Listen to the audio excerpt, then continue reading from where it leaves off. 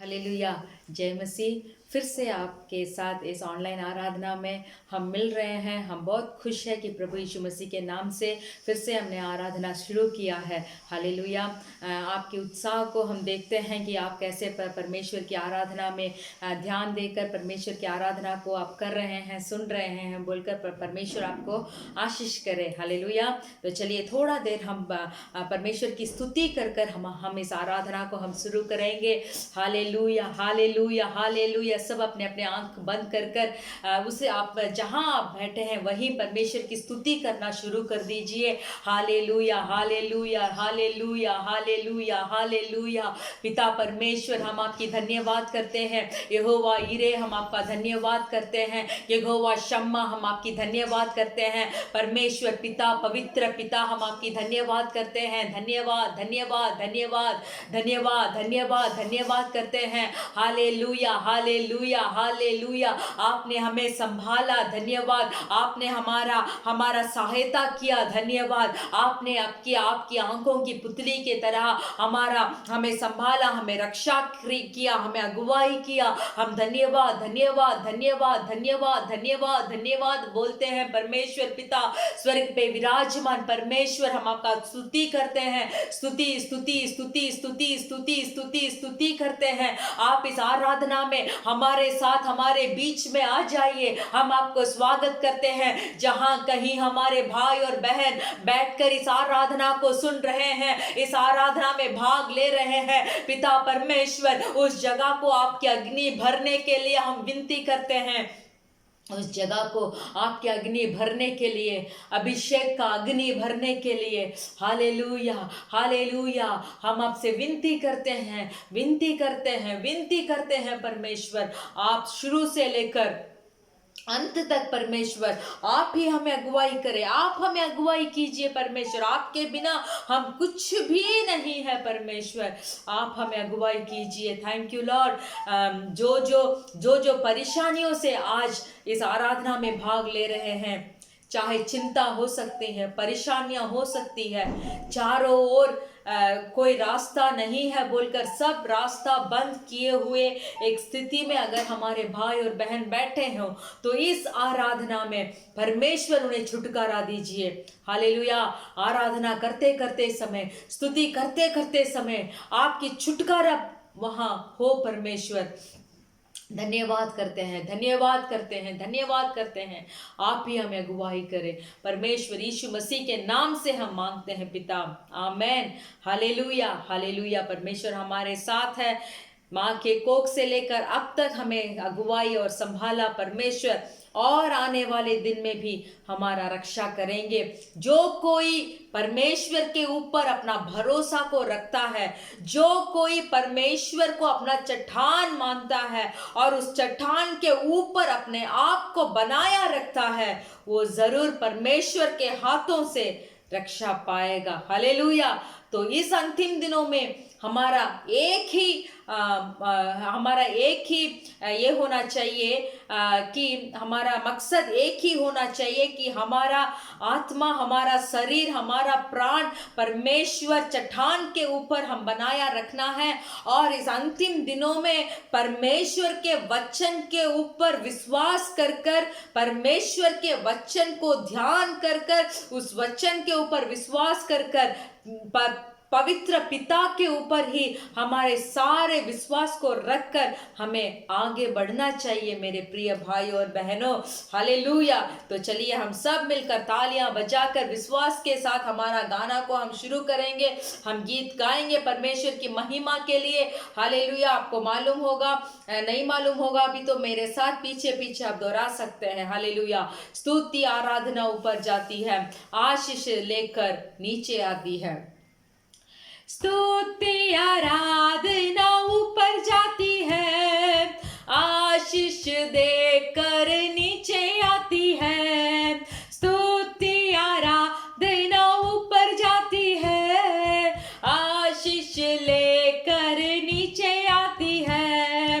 प्रभु हमारा कितना महान, देखो हमसे करता है प्यार। प्रभु हमारा कितना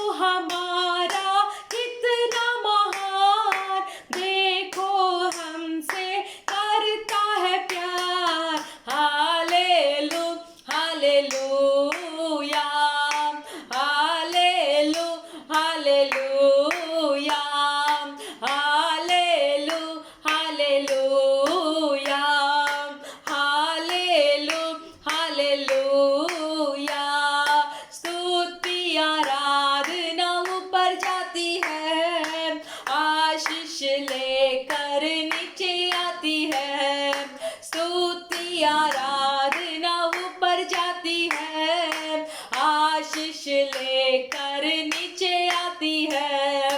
प्रभु हमारा कितना महान, देखो हमसे करता है प्यार। प्रभु हमारा कितना महान, देखो हमसे करता है प्यार।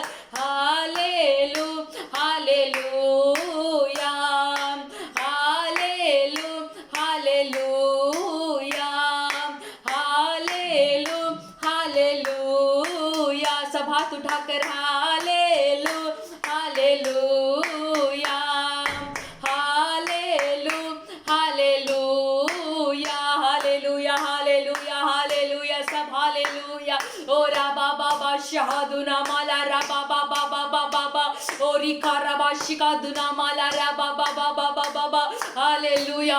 परमेश्वर आज इस दिन में जो भी हम स्तुति और आराधना को आपके महिमा के लिए हम दे रहे हैं, परमेश्वर आपके सम्मुख तक पहुंचने के लिए हमें योग्य बनाइए, हमें योग्य बनाइए, मुझे योग्य बनाइए। जो स्तुति और आराधना मैं आपके सम्मुख में मैं चढ़ा रहा हूँ, मैं वो आपके सम्मुख तक पहुंचने के लिए मुझे योग्य बनाइए। हालेलुया हालेलुया हालेलुया, मुझे योग्य बनाइए। Hallelujah hallelujah hallelujah. परमेश्वर भला है। जितना भी संकट के बीच में हम पड़े रहे भी, तो उस संकट में से जब हम परमेश्वर को देखकर बुलाएंगे तो तुरंत वो हमारे सुनेगा और उस संकट से हमें उठाकर लेके आएगा। मेरा प्रिय भाई और बहनों, इस गाना को विश्वास के साथ हम गाएंगे। शेर के मांदे में मैं घिरा, यहोवा मेरा संग ही रहा। आमीन। दानियल को जब शेर के गुफा में डाला गया था, वो कभी घबराए नहीं, बहुत ही सामर्थ के साथ उस शेर के गुफा के अंदर गए। मालूम है क्या हुआ? परमेश्वर के दूतों आए, उस शेर के मुंह को बांध दिए और दानियल को सुरक्षित रखे। आमीन। धधकती हुई आग में शाद्रक मेशक अबेदनगो ने उस धधकती हुई आग में डाला दिए गए। जो आग में 3 जन थे, फिर भी जब राजा देखा 4 जन घूम रहे थे। मेरे प्रिय भाइयों और बहनों, अगर आप एक शेर के मांदे में घिरा हुआ अनुभव में आज है, अगर आपकी जीवन एक धधकती हुई आग जैसा है, तो हम बताते हैं कि अगर शेर के मांदा में बीच में आप होंगे भी तो परमेश्वर आपके साथ है। धधकती हुई आग के बीच में आप है भी तो परमेश्वर आपके साथ है। हालेलुया। आपकी परेशानी को परमेश्वर बांधेगा। शैतान जितना भी युक्तियों को आपके जीवन में लेके आए भी तो उस युक्तियों को बांध कर फेंकने में मेरा परमेश्वर कामयाब है। Hallelujah hallelujah hallelujah. परमेश्वर हमारा रखवाला है, यहोवा हमारा रखवाला है। मेरे साथ मिलकर amen. Hallelujah. Praise God, praise Jesus. शेर के मांधे में मैं गिरा, यहोवा मेरा संग ही रहा। धधकती हुई आग में मैं चला, यहोवा मेरा संग ही रहा। मेरे साथ मिलकर फिर से। शेर के मांधे में मैं गिरा, यहोवा मेरा संग ही रहा। धधकती हुई आग में मैं चला, यहोवा मेरा संग ही रहा। शेर कमांदा हो, धधकती आग हो, यहोवा मेरा रखवाला है। यस लॉर्ड, आप मेरा रखवाला है। शेर कमांदा हो, धधकती आग हो, यहोवा मेरा रखवाला है। फिर से मेरे साथ गाइए। शेर कमांदा हो, धधकती आग हो, यहोवा मेरा रखवाला है। यहोवा मेरा ईर है, यहोवा एल रोही है। यहोवा मेरा ईर है, यहोवा एल रोही है। शेर कमांदा हो, धधकती आग हो, यहोवा मेरा रखवाला है। सब मिलकर बोलिए। शेर कमांदा हो, धधकती आग हो, यहोवा मेरा रखवाला है। जब शत्रुओं की सेना मुझे घेरे, स्वर्गदूतों की सेना से वो हारे। जब शत्रुओं की सेना मुझे घेरे, स्वर्गदूतों की सेना से वो हारे। आत्मा से युद्धों को जीतूंगा, दुष्ट शैतान को सागर निकलेगा। आत्मा से युद्धों को जीतूंगा, दुष्ट शैतान को सागर निकलेगा। यहोवा मेरा ईरे है, यहोवा एल-रोही है, यहोवा मेरा ईरे है, यहोवा एल-रोही है। शेर कमांदा हो, धधकती आग हो, यहोवा मेरा रखवाला है। मुंह खोलकर बोलते रहिए, शेर कमांदा हो, धधकती आग हो, यहोवा मेरा रखवाला है। शेर कमांदा हो, धधकती आग हो, यहोवा मेरा रखवाला है। राज्य का भीतर मैं रहता हूँ, परमेश्वर के राज्य के भीतर, राज्य का भीतर मैं रहता हूँ। साजिशों कुछ भी ना कर पाए, राज्य का भीतर मैं रहता हूँ। साजिशों कुछ भी ना कर पाए। अद्भुत मेरा यहोवा है, जय पर जय मुझको देता है। अद्भुत मेरा यहोवा है, जय पर जय मुझको देता है।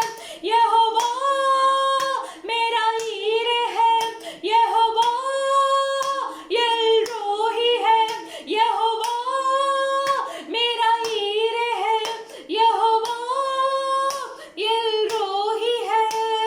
शेर कमांदा हो, धधकती आग हो, यहोवा मेरा रखवाला है। शेर कमांदा हो, धधकती आग हो, यहोवा मेरा रखवाला है। Hallelujah, hallelujah. राज्य के भीतर हम रहते हैं। कौन सा राज्य? ये संसार के राज्य नहीं, हम परमेश्वर यहोवा के राज्य के लिए ही हम जन्म हुए हैं।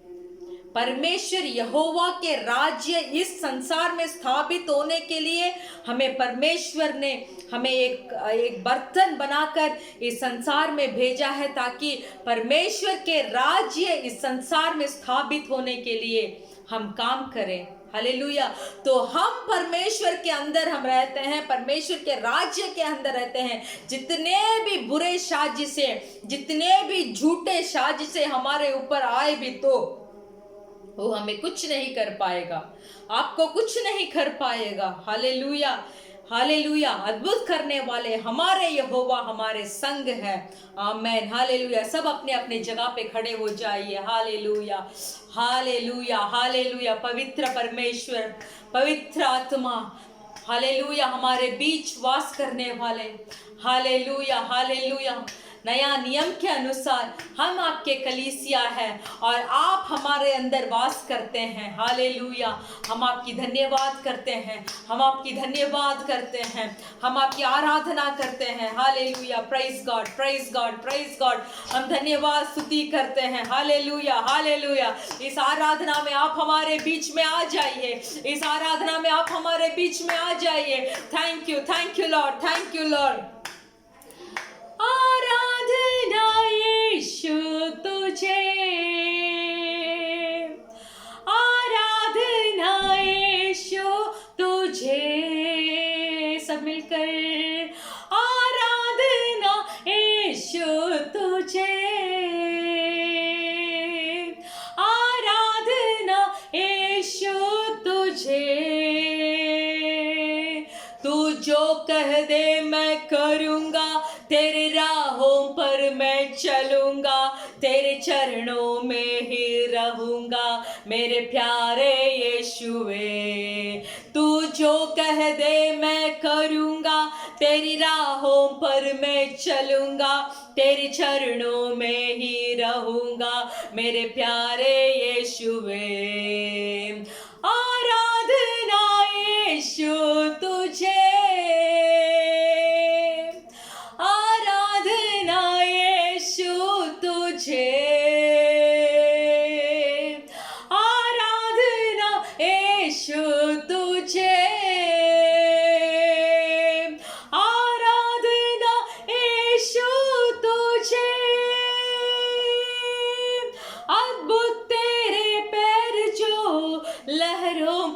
चले, आगे चलते हैं मेरे, मुझे चिंता नहीं है।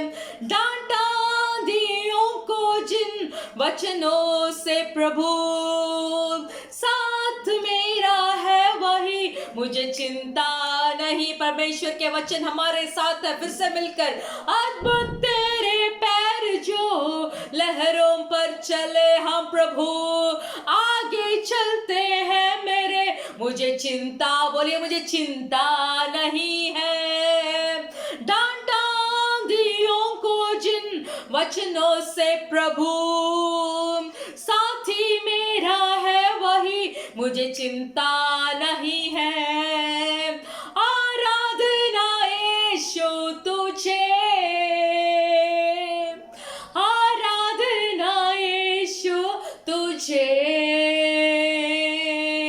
आराधना यीशु तुझे। लॉर्ड आपकी आराधना, आराधना यीशु तुझे।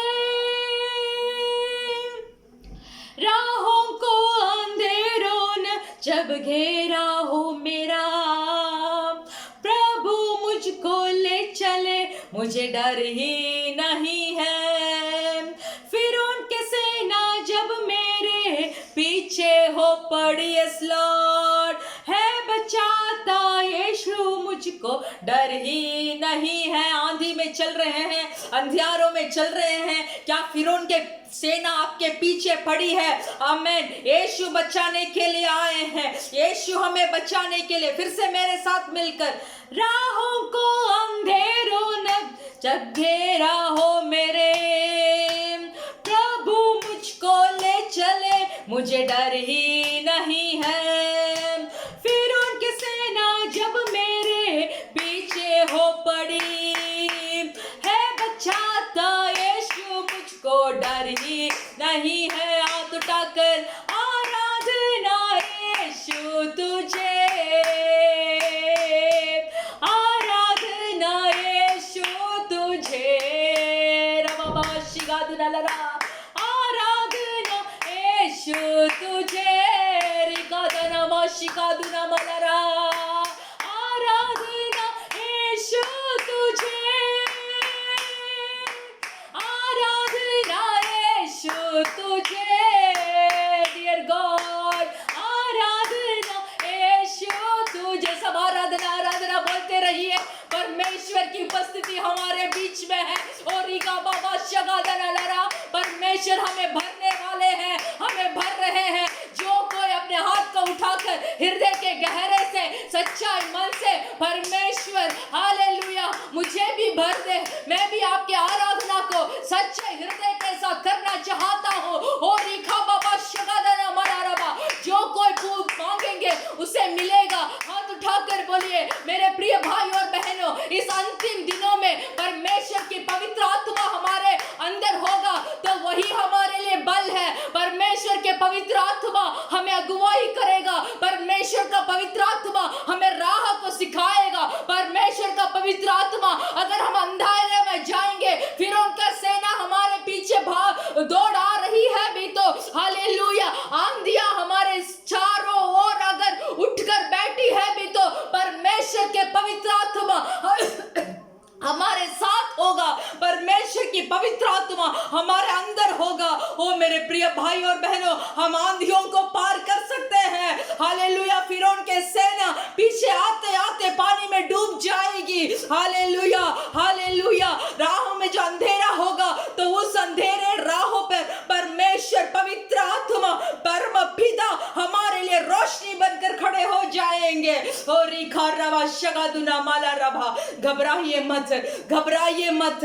और शगादुना माला रबा बाबा, धन्यवाद धन्यवाद धन्यवाद परमेश्वर। Hallelujah hallelujah hallelujah. आप हमारे बीच में अद्भुत और आश्चर्य काम को करने वाले परमेश्वर है। हमारे सारी इस संसारिक चीजों को हम दूर हटाकर पवित्र आत्मा के सामर्थ्य में बन भरकर इस संसार में परमेश्वर के राज्य को स्थापित करने के लिए आपने हमें चुना है परमेश्वर, आपने हमें चुना है परमेश्वर। हम आपके चुने हुए बर्तन हैं। Hallelujah, hallelujah, hallelujah. मेरे प्रिय भाई और बहनों, देखिए, कुम्हार के हाथ में अगर वो कुम्हार के हाथ में जो मिट्टी है, वो मिट्टी से एक अच्छा बर्तन नहीं बन सका, तो कुम्हार फिर से उसको वही मिट्टी को फिर से वो तैयार करता है कि वो एक अच्छा बर्तन बने। वो जो बर्तन अच्छा नहीं बना, इसीलिए वो मिट्टी ऐसे हो गया, तो वो मिट्टी को कुम्हार ने दूर नहीं फेंका, वही मिट्टी को फिर से वो बनाता है, फिर से थोड़ा पानी डालता है, फिर से उसे अच्छा से मिलवाता है, ताकि उसके अंदर जितने भी लोहे हो सकते हैं या कांटे हो सकते हैं, हालेलुया, कितने भी पत्थर ऐसे हो सकते हैं, उसको सब वो कुम्हार बाहर निकाल कर फिर से उसे बनाता है, फिर से वही मिट्टी को लेकर एक अच्छा बर्तन बनवाता है। मेरे प्रिय भाई और बहनों, आज हम परमेश्वर से इस आराधना में बाबेंगे, हाँ परमेश्वर, मैं एक मिट्टी हूँ, इस मिट्टी के अंदर बहुत सारी चीजें हैं जहां आपके लिए एक अच्छा बर्तन नहीं बन पा रहा है। तो मैं आज इस आराधना का समय में इस मिट्टी को आपके हाथों में मैं सौंपता हूं। आप ही मेरा एक अच्छा कुम्हार है। मेरे प्रिय भाई और बहनों, परमेश्वर का वचन बताता है कि मेरा तुल्य कौन है, मेरा जैसा चरवाहा कौन है, कौन मेरे समान, कौन सा चरवाहा खड़ा हो सकता है। वैसे भी परमेश्वर जैसे कुम्हार भी और कोई नहीं है। कुम्हार को मालूम है इस मिट्टी को कैसे उपयोग करेंगे तो कैसे बर्तन आएगा। इसीलिए अपने आप टूट मत जाइए। मैं पवित्र आत्मा को पाने के लिए चाहता हूं, पर मुझसे नहीं हो पा रहा है। मैं पवित्र रहने के लिए कोशिश कर रहा हूं, फिर भी मुझसे नहीं हो पा रहा है। मेरी आंखें की लालसा, संसारिक लालसा, मेरे शारीरिक लालसा मुझे ढांप दे रही है कि मैं पवित्र ना बनूं। हालेलुया। ऐसे अगर आप सोच रहे हैं तो मेरे प्रिय भाई और बहनों, परमेश्वर से देखकर बताइए, आप मेरे बल हैं। परमेश्वर पवित्र आत्मा मेरा बल है। बोलिए, अगर आप मेरे अंदर है तो मैं शहरपनाह को मैं जीत सकता हूं, शहरपनाह को पार कर कर मैं जा सकता हूं। अगर आप मेरे अंदर है तो मैं एक बड़ा सेना के अंदर में घुसकर मैं जीत प्राप्त करूंगा। आज इस आराधना के समय में परमेश्वर को देखकर बोलिए कि तू मेरा बल है प्रभु। सब मिलकर हाथ उठाना चाहते हैं तो उठा लीजिए। वैसे प्रार्थना कीजिए कि परमेश्वर, मेरे बलहीन में आप मेरा बल है, मेरे बलहीन में आप मेरा बल है, मेरे चिंताओं में आप मेरा बल है, मेरा नामुमकिनों में आप मेरा बल है। परमेश्वर को देखकर बोलिए, मुंह खोलकर बोलिए कि आप मेरा बल है, आप मेरा बल है, आप मेरा बल है। बोलते रहिए, बोलते रहिए। हालेलुया। कैसे भी पवित्र परमेश्वर का हृदय को हमें मगन करना चाहिए। हमारा चाल चलन वैसे ही होना चाहिए। मेरे साथ मिलकर, तू मेरा बल है प्रभु, तू मेरा बल है प्रभु, तू मेरा बल है प्रभु, तू सर्व बल है प्रभु। मेरे साथ, तू मेरा बल है प्रभु, तू मेरा बल है प्रभु, तू मेरा बल है प्रभु, तू सर्व बल है प्रभु। उठती लहरों में, डूबती नैया में, उठती लहरों में, डूबती नैया में, तू ही है मेरा कप्तान। संग मेरे इस दर पे आ, तू ही है मेरा कप्तान। संग मेरे इस दर पे आ,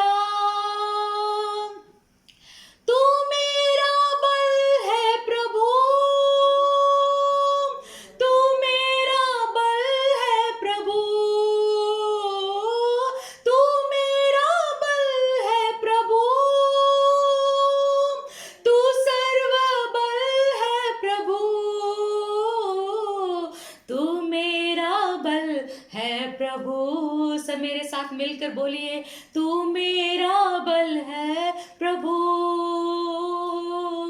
तू मेरा बल है प्रभु, तू सर्व बल है प्रभु। जब मैं थका गिरा और निर्बल भी हुआ, जब मैं थका गिरा और निर्बल भी हुआ, तूने ही चंगा किया। यहोवा शाबोत मेरा, तूने ही चंगा किया। यहोवा शाबोत मेरा, हाथ उठाकर सब बोलिए, तू मेरा बल है प्रभु, तू मेरा बल है प्रभु, तू मेरा बल है प्रभु, तू मेरा बल है प्रभु, तू मेरा बल है प्रभु, तू मेरा बल है प्रभु। यस लॉर्ड, तू मेरा बल है प्रभु, तू सर्व बल है प्रभु। उठती लहरों में, डूबती नैया में, क्या आप ऐसे महसूस कर रहे हैं कि आपकी परेशानी लहरों के तरह आपके ऊपर उठ रही है? जो नैया पर आप बैठकर आप जा रहे हैं, क्या वो नैया डूबती जा रही है? क्या आपको तैरना भी नहीं मालूम है? मेरे प्रिय भाई और बहनों, बोलिए, तू ही है मेरा कप्तान। यीशु को देखकर बोलिए, यीशु को देखकर हाथों को उठाकर बोलिए, अब तक अगर आपके जीवन को आप परमेश्वर के हाथों पे आप समर्पण नहीं किए हैं, तो यीशु को देखकर बोलिए, तू ही है मेरा कप्तान, तू ही है मेरा कप्तान, मेरे संग में इस दर पर आ जा। हालेलुया। उठती लहरों में, डूबती नैया में, तू ही है मेरा कप्तान, संग मेरे इस दर पे आ, तू ही है मेरा कप्तान, संग मेरे इस दर पे आ। तू मेरा बल है प्रभु, तू मेरा बल है प्रभु, तू मेरा बल है प्रभु, तू मेरा बल है प्रभु, तू मेरा बल है प्रभु। यस लॉर्ड, आप हमारे, तू मेरा बल है प्रभु, तू मेरा बल है प्रभु, तू मेरा बल है प्रभु। Hallelujah, hallelujah, hallelujah. तालियां बजाकर हालेलुया बोलते रहिए, तू मेरा बल है, तू मेरा बल है, तू मेरा बल है, तू मेरा यहोवा शाबोत है। आप मेरा जीवन का कप्तान हैं, आप मेरे संग आ रहे हैं। हालेलुया। अभी अगर आप मेरे संग है तो कोई भी लहरा ऊंचा नहीं उठ सकता है। आप मेरे संग आ रहे हैं तो मेरा नैया नहीं डूब सकता है। Hallelujah, hallelujah. स्वागत कीजिए आज इस आराधना का समय में परमेश्वर पवित्र आत्मा को आपके हृदय में स्वागत कीजिए। और ईगा बाबा शगादुना माला रबा बाबा, स्वागत कीजिए, स्वागत कीजिए मेरे प्रिय भाई और बहनों। पवित्र आत्मा अगर हमारे जिंदगी में नहीं तो हम सुनसान पड़ जाएंगे। पवित्र आत्मा हमें डांट कर सिखाता है। पवित्र आत्मा हमारे और परमेश्वर के बीच में, हालेलुया, हालेलुया, परमेश्वर के और हमारे बीच में एक दोस्त बनकर, हालेलुया, हालेलुया, हमारे साथ रहकर हमें अगुवाई करने वाले पवित्र आत्मा और ईखा बाबा शगादुना माला रबा बाबा, हमें चंगाई देने वाले पवित्र आत्मा, हमारे आत्मा में चंगाई, शारीरिक रूप में चंगाई, हमारे दिमाग में चंगाई, हमारे सोच में चंगाई, हमारे चाल में चंगाई चाहिए। और अगर परमेश्वर हमारे नैया में हमारे साथ मिलकर उन्हें भी आना चाहिए है तो और स्वागत कीजिए, स्वागत कीजिए। मेरे जीवन में आ जा परमेश्वर, मेरे जीवन में आ जाइए। इतना दिन कैसे भी बीत गए मुझे मालूम नहीं। मुझे महसूस भी नहीं हुआ कि मेरा नैया डूब रहा है आपके बिना। तो आज मुझे एक महसूस हुआ कि मेरा नैया क्यों डूब रहा है, मेरे चारों ओर आंधियां क्यों आ रही है, इस तूफान क्यों बहुत तेज से मेरे ऊपर आ रहा है। तो आज मैं महसूस कर रहा हूँ मेरे नैया में यीशु नहीं है, मेरे नैया में यीशु नहीं है। तो आज इस आराधना का समय में यीशु हृदय को आपके लिए मैं खोल कर रख रहा हूँ। मेरे अंदर आकर विराजमान हो जाइए परमेश्वर, पर पवित्र आत्मा मुझे भर दीजिए। Hallelujah hallelujah. मेरे प्यारे यीशु मसीह, जो कोई भी भाई और बहन इस आराधना का समय में आपकी पवित्र आत्मा को जो पाने के लिए इंतजार कर रहे हैं, आपके आत्मा से उन्हें भर दीजिए। जो कोई अपने इस जीवन के नैया में आपका स्वागत कर रहे हैं, परमेश्वर उनके जीवन में आप जाइए। परमेश्वर आंधियों को थमा दीजिए, तूफान को थमा दीजिए। इस नैया पर आप हमारे साथ आ जाइए, संग संग आ जाइए आपके आगमन तक। परमेश्वर इस नैया संसारिक चीजों में ना डूबे, आपके आगमन तक संसार की लालसा, आंखों की लालसा, जीवन की लालसा में ना डूबे। इस नैया पर आप आ जाइए, हम स्वागत करते हैं। धन्यवाद धन्यवाद। सब मिलकर हम प्रार्थना करेंगे। Thank you Lord Jesus. धन्यवाद धन्यवाद धन्यवाद धन्यवाद धन्यवाद करते हैं, आपने इस आराधना को स्वीकार किया। हम धन्यवाद करते हैं। आप आशीष कीजिए परमेश्वर यहोवा। हमारे भाई और बहन जो कोई इस आराधना में अपने आप को आपके चरणों में समर्पण किया हो, परमेश्वर आपके उनकी सुनकर उन्हें आशीष करने के लिए हम विनती करते हैं। आप भी अगुवाई करें। जो वचन आज हम सुनने जा रहे हैं, परमेश्वर हमारे इस हृदय खेत को आप तैयार करें, वचन को सुनकर 30, 60 और 100 गुना प्रतिफल देने के लिए।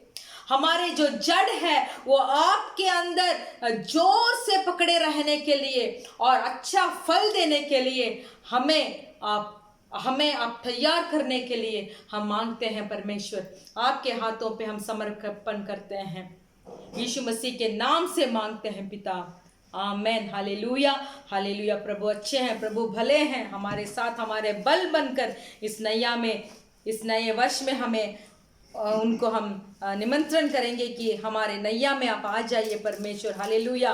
तो चलिए, हमारे हाथों में बाइबल होगा, भजन संगीता का 67 हम लेंगे, Psalm 67, धन्यवाद का गीत।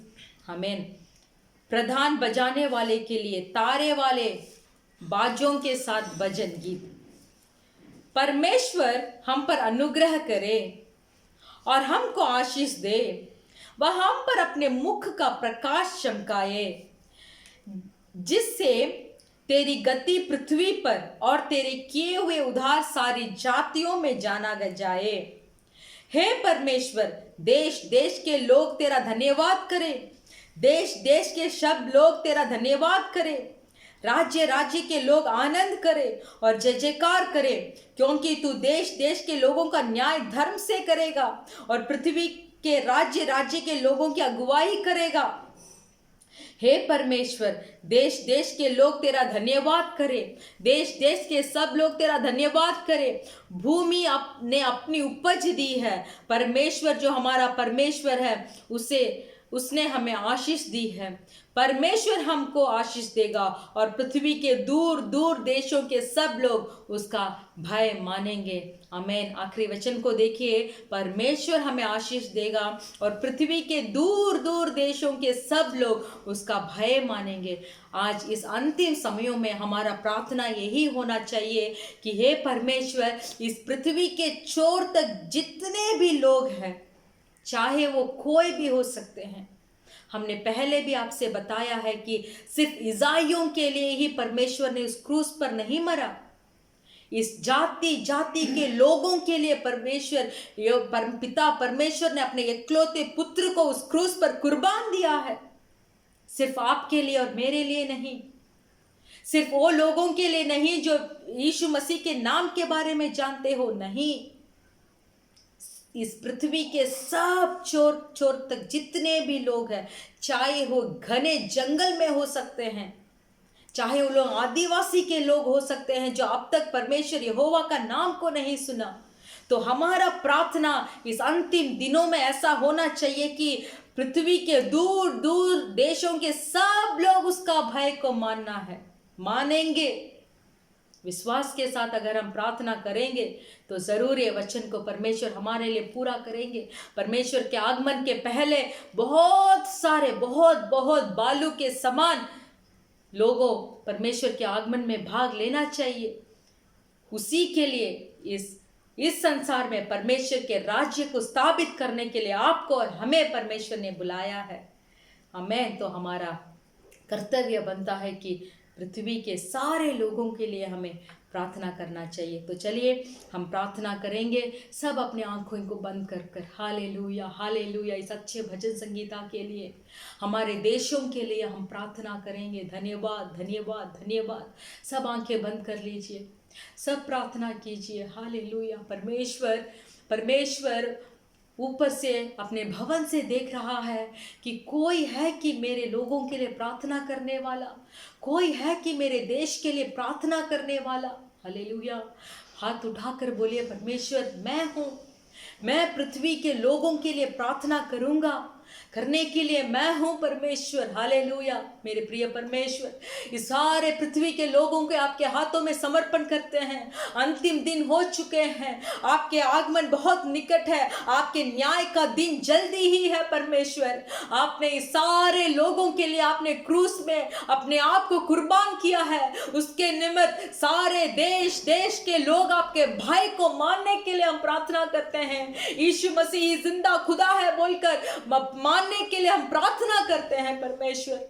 धन्यवाद। हमारे नेपाल देश, हमारा इंडिया, बांग्लादेश, श्रीलंका, ऐसे सब देशों को आपके हाथों में देते हैं परमेश्वर। Hallelujah hallelujah. आप फिर से आपके हाथ को एक एक देशों के ऊपर आप बढ़ाइए, ताकि वो जान सके कि आपके नाम ही यहोवा है।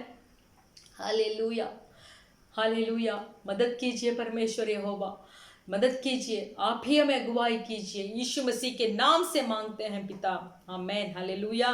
तो चलिए, हमारा कलीसिया का सूचना है कि जल्दी हमारे कलीसिया खोलने के लिए आप प्रार्थना कीजिए, क्योंकि परमेश्वर से कोई भी काम नामुमकिन नहीं है। आमीन। परमेश्वर से कोई भी काम नामुमकिन नहीं हो, सब हमारे लिए करेंगे। और हमारा कलीसिया का ऑनलाइन आराधना शाम को 4 बजे से 6 बजे तक होता है। सुबह से आप सब काम खत्म कर दीजिए और परमेश्वर के सम्मुख में तैयारी से आकर बैठ जाइए कि परमेश्वर आज मुझे क्या वचन देने वाले हैं, परमेश्वर मुझसे आज कैसे बात करने वाले हैं, आराधना के द्वारा मैं कैसे चंगाई प्राप्त करूं बोलकर उसके बारे में ध्यान कर वचन को ध्यान कर आप इस ऑनलाइन आराधना में आप आके बैठ जाइए। परमेश्वर आपको आशीष करेंगे, जरूर आशीष करेंगे।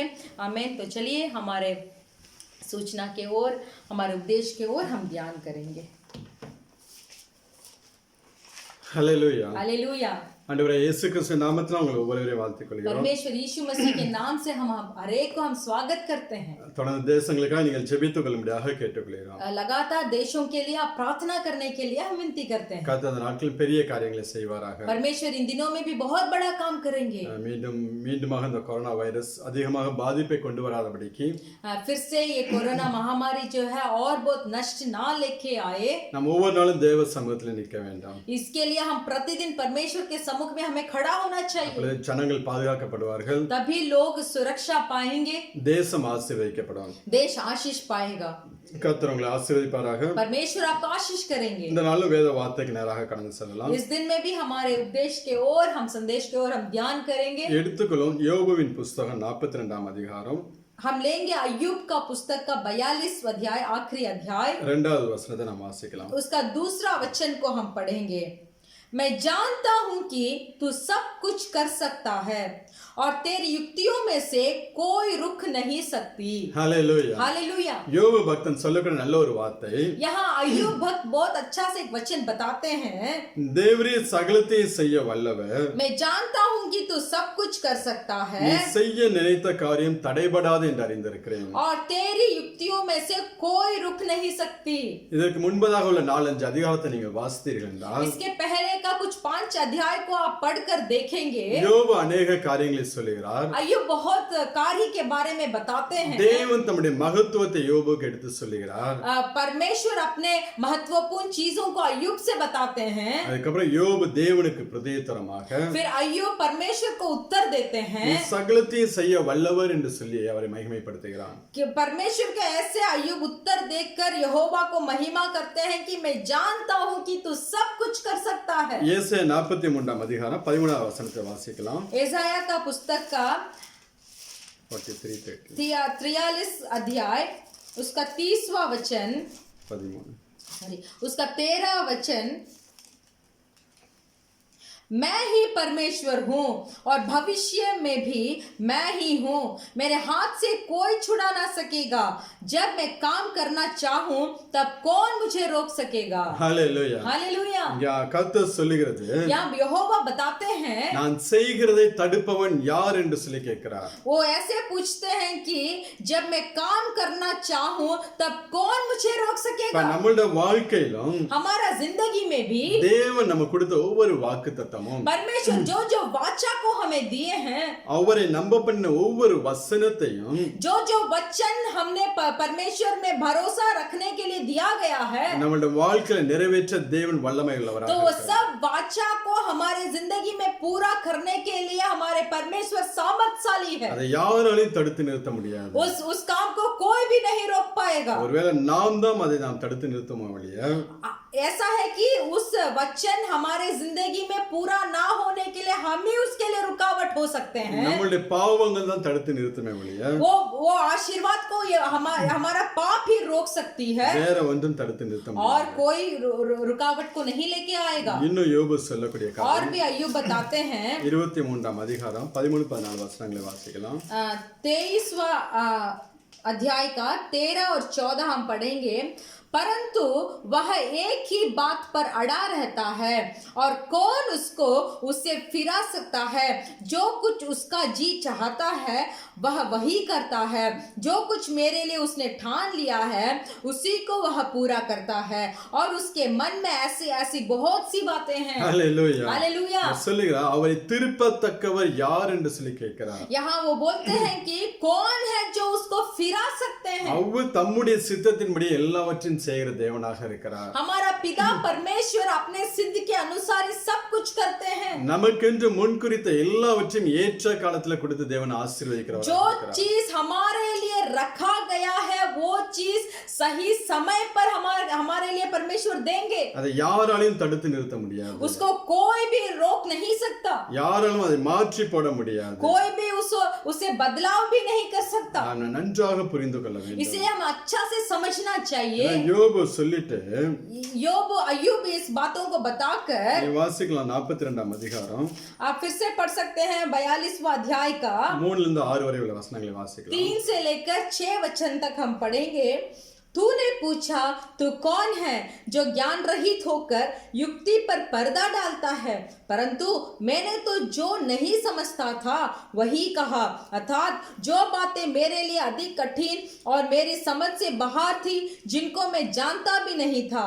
तूने कहा मैं निवेदन करता हूँ, सुन मैं कुछ कहूँगा, मैं तुझसे प्रसन्न करता हूँ, तू मुझे बता। मैंने कानों से तेरा समाचार सुना था, परंतु अब मेरी आंखें तुझे देखती है, इसीलिए मुझे अपने ऊपर घृणा आती है और मैं धूल और राख से पछताप करता हूँ। இங்கே யோபுவை போலதான் यहाँ अय्यूब के तरह अनेक பிள்ளைகள் बहुत सारे लोग தங்கள் வாழ்க்கையில் நடக்கக்கூடிய காரியங்களை பார்த்து अपने जिंदगी में जो कार्य हो रही है उसे देखकर அலப்புகிறவர்களாக இருக்கிறார்கள். वो बहुत पछताते हैं। அவங்களுக்கு தெரியாத காரியத்தையும் जो उनको मालूम नहीं है, அவள் புத்திக்கு எட்டாததையும் जो अपने बुद्धि में वो समझ भी नहीं पाते हैं, அறியாத காரியத்தை குறித்தும் और जो बात वो नहीं जानते हैं, வீண் வார்த்தைகளை சொல்லுகிறவர்களாக இருக்கிறார்கள். तो उसके बारे में वो फालतू बातें बताते हैं. நம்ம வாழ்க்கையில் சில நேரம் கஷ்டப்படும் போது हमारी जिंदगी में कुछ समय जब हम कष्ट उठाते हैं, சில உபத்திரவத்தின் பாதையில கடந்து செல்லும் போது कुछ उपद्रव के रास्ते में अगर हमें जाना पड़ता है, வீண் வார்த்தைகளால புலம்பவே கூடாது. इसीलिए फालतू बातों से अब मत बड़बड़ाइए. யோபு சொல்லுறாப்ப நான் வீணானதை பேசினேன் என்று சொல்லுகிறார். तो यहाँ अय्यूब बताते हैं जो बात मुझे नहीं करना चाहिए था उसको मैंने किया.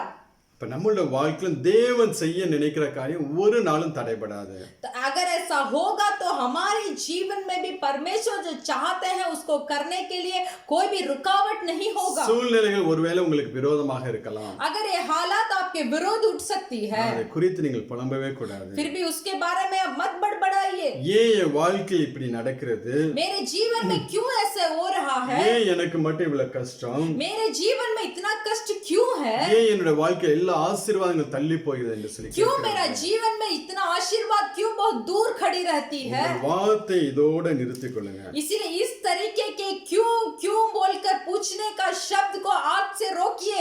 இனி இதை போல புலம்பாதபடி உங்களை காத்துக்கொள்ளுங்க. तो इसके बाद और आप कुड़कुड़ाइए, बड़बड़ाइए मत, उसका एक रुकावट कीजिए. யோபு 40 அதிகாரம் 3, 4, 5 வசனங்களை வாசிக்கலாம். अय्यूब का पुस्तक का 40वां अध्याय का 3, 4 और 5 को हम पढ़ेंगे.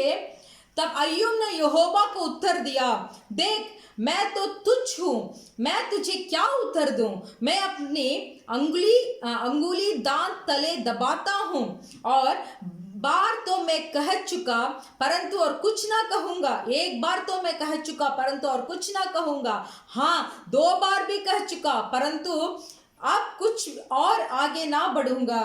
யோபு சொல்லுகிறார், यहाँ अय्यूब बताते हैं, என் கைகளால் என் வாயை நான் பொத்திக் கொள்கிறேன், मैं अपनी उंगली से मेरे दांतों को दबाता हूँ.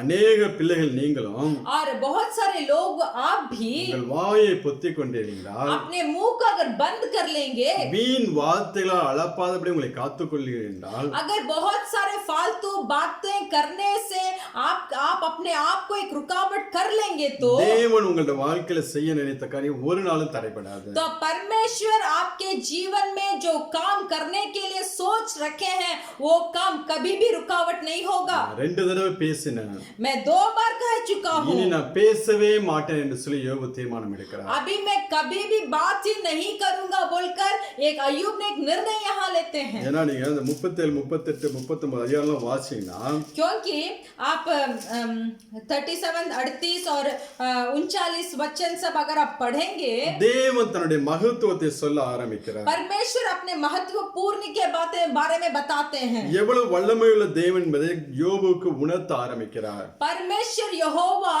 आप कितना सामर्थशाली है बोलकर अय्यूब को सिखाते हैं. இங்க 41 அதிகாரத்துல यहाँ 41 अध्याय में லிபியதான் என்கிற ஒரு சர்ப்பத்தை பத்தி பேசுகிறார். यहाँ लिबियातान बोलकर एक मगर के बारे में மிருகம் அது 41:1 अथवा मगर के बारे में बताते हैं. அது ஒரு டைனோசர் என்று சொல்லுகிறார்கள். वो एक मगर यानी अंग्रेजी में डायनासोर बोलते हैं, पर यहाँ मगर बोलकर हमारे हिंदी बाइबल में दिया गया है. 1 முதல் 9 வரை உள்ள வசனங்கள் அதோட பலத்தை குறித்து தேவன் சொல்கிறார். 1 से लेकर 3 वचन तक वो जानवर का बल के बारे में यहाँ परमेश्वर बताते அதை हैं. யாராலையும் பிடிக்க முடியாது என்று சொல்லுகிறார். तो यहाँ बताते हैं कि वो जानवर को कोई भी पकड़ नहीं सकता. சொல்லிட்டு 10வது வசனத்துல அவர் சொல்லுகிறார், ऐसे बोलकर 10वां वचन में वो बोलते हैं, कोई ऐसा साहसी नहीं जो उसको भड़काए, फिर ऐसा कौन है जो मेरे सामने ठहर सके. ஹல்லேலூயா. हालेलुया. நான் படைத்த அந்த மிருகத்தை எழுப்பத்தக்கவன் ஒருவனும் இல்லை. मेरा काम का बनाया हुआ उस जानवर को उठाने वाला कोई नहीं है. எனக்கு முன்பாக நிற்பவன் யார் என்று சொல்லி தேவன் கேட்கிறார். कोई ऐसा साहसी नहीं जो उसको भड़काए, उस जानवर को भड़काए. फिर ऐसा कौन है जो मेरे सामने ठहर सकेगा? அவருடைய படைப்புக்கு முன்பாக நிக்க முடியாது நம்மளால. परमेश्वर के सृष्टि के सामने हम खड़े नहीं हो सकते. அவருக்கு முன்பாக நிக்க முடியுமா? क्या परमेश्वर के सामने हम खड़े हो सकते हैं? அவரை பார்த்து கேள்வி கேட்க முடியுமா? क्या परमेश्वर को देखकर हम प्रश्न पूछ सकते हैं? அவருடைய வல்லமையை குறித்து நாம் கேள்வி கேட்க முடியுமா? क्या परमेश्वर के सामर्थ्य को हम प्रश्न पूछ सकते हैं? அதான் யோபு சொல்றான், வாயை நான் பொத்திக் கொள்கிறேன். इसीलिए अय्यूब बोलते हैं कि मेरे मुंह को मैं बंद करता हूँ இனி நான் ஒன்னும் பேச மாட்டேன். और मैं अभी कुछ बात नहीं करूंगा. அவர் செய்ய நினைத்த காரியம் தடைபடாது என்பதை நான் மாத்திரம் அறிந்திருக்கிறேன் என்று சொல்லி சொல்கிறார். और अय्यूब ऐसे बोलता है कि मैं जानता हूँ मेरे जिंदगी में परमेश्वर जो काम करना चाहते हैं वो कभी कोई भी नहीं रोकेगा. இதுதான் தேவன் இந்த நாட்களில் உங்களுக்கு கற்றுக் கொடுக்க விரும்புகிறார். तो यही चीज को आज परमेश्वर आपको भी सिखाना चाहते உங்களுடைய हैं. வாழ்க்கையில செய்ய நினைத்த காரியத்தை ஏற்ற காலத்தில் நிறைவேற்றி முடிப்பேன் என்று சொல்லி தேவன் சொல்கிறார். परमेश्वर बोलते हैं कि आपके जिंदगी में जो काम परमेश्वर सोच रखे हैं उसको जरूर परमेश्वर खत्म करेंगे. நீ யோபு 40 அதிகாரம் 9 வசனத்தை வாசிக்கலாம். अय्यूब के पुस्तक का 40वां अध्याय को 9वां वचन हम पढ़ेंगे. क्या तेरा बाहुबल परमेश्वर के तुल्य है? क्या तू उसकी सी बोली से गरज सकता है? இங்கே கர்த்தர் யோபுவை பார்த்து கேட்கிறார், यहाँ परमेश्वर अय्यूब को देखकर पूछते हैं, தேவனுடைய புயத்தை போல உனக்கு புயம் உண்டோ என்று சொல்லி क्या கேட்கிறார். तेरा बाहुबल परमेश्वर के तुल्य है? கர்த்தருடைய கரம், கர்த்தருடைய புயம் அவ்வளவு வல்லமையானது. परमेश्वर का भुज बल उतना सामर्थ है. அவர் ஓங்கிய புயத்தினாலே சகலத்தையும் செய்கிற தேவனாக இருக்கிறார். वो अपनी भुज बल से सब काम को खत्म करते हैं. இப்ப நீங்க எரேமியா 27 அதிகாரம் 5 வசனத்தை வாசிங்கன்னா, आप एर्मिया का पुस्तक का 27 अध्याय का அவருடைய கரத்தின் கிரியை குறித்து சொல்கிறார். 27:5. एर्मिया का पुस्तक का 27 अध्याय का 5वां वचन आप देखिए. उनके परमेश्वर का कर्ता के बारे में बताया गया है. पृथ्वी को और पृथ्वी पर के मनुष्यों और पशुओं को अपनी बड़ी शक्ति और बढ़ाई हुई भुजा के द्वारा मैंने बनाया और जिस किसी को मैं चाहता हूँ उसी को मैं उन्हें दिया करता हूँ. ஹல்லேலூயா. हालेलुया. நான் பூமி மனுஷனையும் मैं पृथ्वी को और पृथ्वी पर के मनुष्यों को எல்லாவற்றையும் सब कुछ को ஓங்கிய புயத்தினாலே உண்டாக்கினேன். बढ़ाई हुई भुजा के द्वारा मैंने बनाया எனக்கு இஷ்டமானவனுக்கு அதை கொடுக்கிறேன் என்று சொல்லி சொல்கிறார். और जिस किसी को मैं चाहता हूँ उसी को मैंने उन्हें दिया करता हूँ. எனக்கு இஷ்டமானவனுக்கு கொடுப்பதை யார் தடுக்க கூடும் என்று சொல்லி தேவன் तो கேட்கிறார். परमेश्वर ऐसे प्रश्न पूछते हैं, जिसको मैं चाहता हूँ उसको देने में मुझे कौन रोक सकता है? யார் அவருக்கு இஷ்டமானவர்கள்? तो कौन है परमेश्वर के चाहत के लोग? யாரை பிதாவாகிய தேவன் நேசிக்கிறார்? पिता परमेश्वर किसके ऊपर स्नेह करते हैं? ஆபிரகாம் சந்ததியா? क्या अब्राहम के संतान? இஸ்ரவேல் ஜனங்களையா? नहीं तो इज़राइल के लोग? யூத கோத்திரத்தையா? नहीं तो यहूदा के गोत्र? இல்ல பாரம்பரியமா கிறிஸ்தவர்கள் என்று சொல்லிக் नहीं கொண்டிருக்கிறவர்களையா? तो पहले से जो ईसाई बोलकर आ रहे हैं उनको? யார் கர்த்தருக்கு இஷ்டமானவர்கள்? कौन है परमेश्वर के प्रिय? நீங்க வாசிக்கலாம். யோவான் 3 அதிகாரம் 16 வசனத்தை வாசிக்கலாம். आप पढ़ सकते हैं यूहन्ना पुस्तक का 3 अध्याय का 16 वचन हम पढ़ सकते हैं. क्योंकि परमेश्वर ने जगत से ऐसा प्रेम रखा कि उसने अपने इकलौते पुत्र दे दिया ताकि जो कोई उस पर विश्वास करे वह नष्ट ना हो परंतु अनंत जीवन पाए. ஹல்லேலூயா. हालेलुया. ஆண்டவரே இயேசு கிறிஸ்து இந்த பூமிக்கு அனுப்பி கொடுத்து परमेश्वर यीशु मसीह को इस संसार में भेजकर பாவங்களுக்காக சிலுவையில் மரிக்கும்படியாக அவரை ஒப்பு கொடுத்து पाप के लिए क्रूस में बलिदान होने के लिए उन्हें अर्पण किया. இவ்வளவா இந்த உலகத்தில் அன்பு கூர்ந்தார் என்று சொல்லி வசனம் சொல்கிறது. तो वचन बताता है ऐसे पिता परमेश्वर ने इस जगत से प्रेम किया. இப்ப யாரெல்லாம் ஆண்டவரே இயேசு கிறிஸ்து சொந்த இரட்சகராக ஏற்றுக்கொண்டு तो जो कोई परमेश्वर यीशु मसीह को अपने उद्धारकर्ता बोलकर ग्रहण किया தன் है, பாவங்களை எல்லாம் அறிக்கை செய்து अपने पाप को सब बताकर, பாவ மன்னிப்பின் நிச்சயத்தை पाप பெற்றுக்கொண்டு क्षमा का निश्चय को पाकर, மூழ்கி ஞானஸ்தானம் எடுக்கிறார்களோ जो कोई पानी में डूबकर बपतिस्मा लेते हैं அவர்கள் ஒவ்வொருவரும் वो सभी தேவனுக்கு இஷ்டமானவர்களாக மாறுகிறார்கள். परमेश्वर के प्रिय माना जाते हैं. அவர்கள் ஒவ்வொருவரையும் தேவன் நேசிக்கிறவராக இருக்கிறார். वो हर कोई को परमेश्वर स्नेह करते हैं. இன்னும் பேதுரு சொல்லும்போது 1 பேதுரு 2ஆம் அதிகாரம் 9வது வசனத்துல और भी एक पत्रस का पुस्तक 9वां दूसरा अध्याय का 9वां वचन, पर तुम एक चुना हुआ वंश और राज पधारी याजकों का समाज और पवित्र लोग और परमेश्वर की निज प्रजा हो, इसीलिए कि जिसने तुम्हें अंधकार में से अपने अद्भुत ज्योतियों में बुलाया है उसके गुण प्रकट करो. இயேசு கிறிஸ்துவின் இரத்தத்தினால கழுவப்பட்ட ஒவ்வொரு பிள்ளைகளும் परमेश्वर यीशु मसीह के लहू में धोए हुए हरेक लोग அவருக்கு சொந்த ஜனமாக இருக்கிறார்களாம். वो परमेश्वर के खुद का प्रजा है. அவர்கள் தான் தேவனுக்கு இஷ்டமானவர்கள் என்று சொல்லி வேதம் சொல்லுகிறது. तो यही लोग परमेश्वर के चाहत वाले हैं. இன்னும் சொல்ல வேண்டும் என்றால் और भी हम बोल सकते हैं அவருடைய சித்தத்தை செய்கிற பிள்ளைகளை जो कोई परमेश्वर का सिद्ध को करता है இன்னும் அதிகமாய் தேவன் நேசிக்கிறார். और भी ज्यादा उनसे प्यार करते हैं. நீ வாசிங்கன்னா மத்தேயு 7ஆம் அதிகாரம் 21வது வசனத்தை வாசிக்கலாம். आप पढ़ सकते हैं मत्ती सुसमाचार का पुस्तक 7वां अध्याय का 21वां वचन हम पढ़ेंगे. जो मुझसे हे प्रभु ये प्रभु कहता है उनमें से हरेक स्वर्ग के राज्य में प्रवेश ना करेगा, परंतु वही जो मेरे स्वर्गीय पिता की इच्छा पर चलता है. என் சித்தத்தின்படி செய்கிறவனே जो कोई அதேதான் जो कोई मेरा सिद्ध के अनुसार करता है அவனே பரலோக ராஜ்யத்தில் பிரவேசிப்பான். जो कोई परमेश्वर के इच्छा के अनुसार करता है वही स्वर्ग के अंदर जाएंगे. அவனே அவருக்கு இஷ்டமானவனாக காணப்படுவான். तो वही लोग परमेश्वर के चाहत वाले भी होंगे. கர்த்தாவே கர்த்தாவே என்று சொல்லி கூப்பிடுவர்கள் அல்ல. हे प्रभु बोलकर बुलाने वाले नहीं. அவருடைய சித்தத்தின்படி செய்கிற ஒவ்வொரு பிள்ளைகளையும் जो कोई परमेश्वर के इच्छा के अनुसार करता है தேவன் நேசிக்கிறவராக तो இருக்கிறார். उन्हें परमेश्वर प्रेम करते हैं. அவளை ஆசீர்வதிக்கிறவராக இருக்கிறார். परमेश्वर उन्हें आशीष करते हैं. ஆக்சுவலா என்னுடைய கரம் தான் அந்த பூமியை உண்டாக்கிட்டு परमेश्वर का हाथ ही इस संसार को सृष्टि किया. அதை எனக்கு இஷ்டமானவனுக்கு நான் கொடுக்கிறேன் என்று சொல்லி ஆண்டவர் சொல்லுகிறார். तो परमेश्वर पिता बताते हैं तो मैं किसको चाहता हूँ मैं उसी को दूंगा. தேவன் அந்த பூமிக்கு ஒரு விசிட் வரான்னு நினைச்சீங்களா? ऐसे सोच लीजिए कि परमेश्वर यीशु मसीह इस संसार में कुछ देखने के लिए से आ रहे हैं. அவர் வரும்போது யாரெல்லாம் பாப்பா எல்லா மனுஷனையும் பாப்பார். तो वो जब आएंगे तब वो सब लोगों को देखेंगे. யாரெல்லாம் இயேசு கிறிஸ்துவின் இரத்தத்தினால கழுவப்பட்டிருக்கிறார்களோ அவர்களை அவர் தனியாக பிரிப்பார்.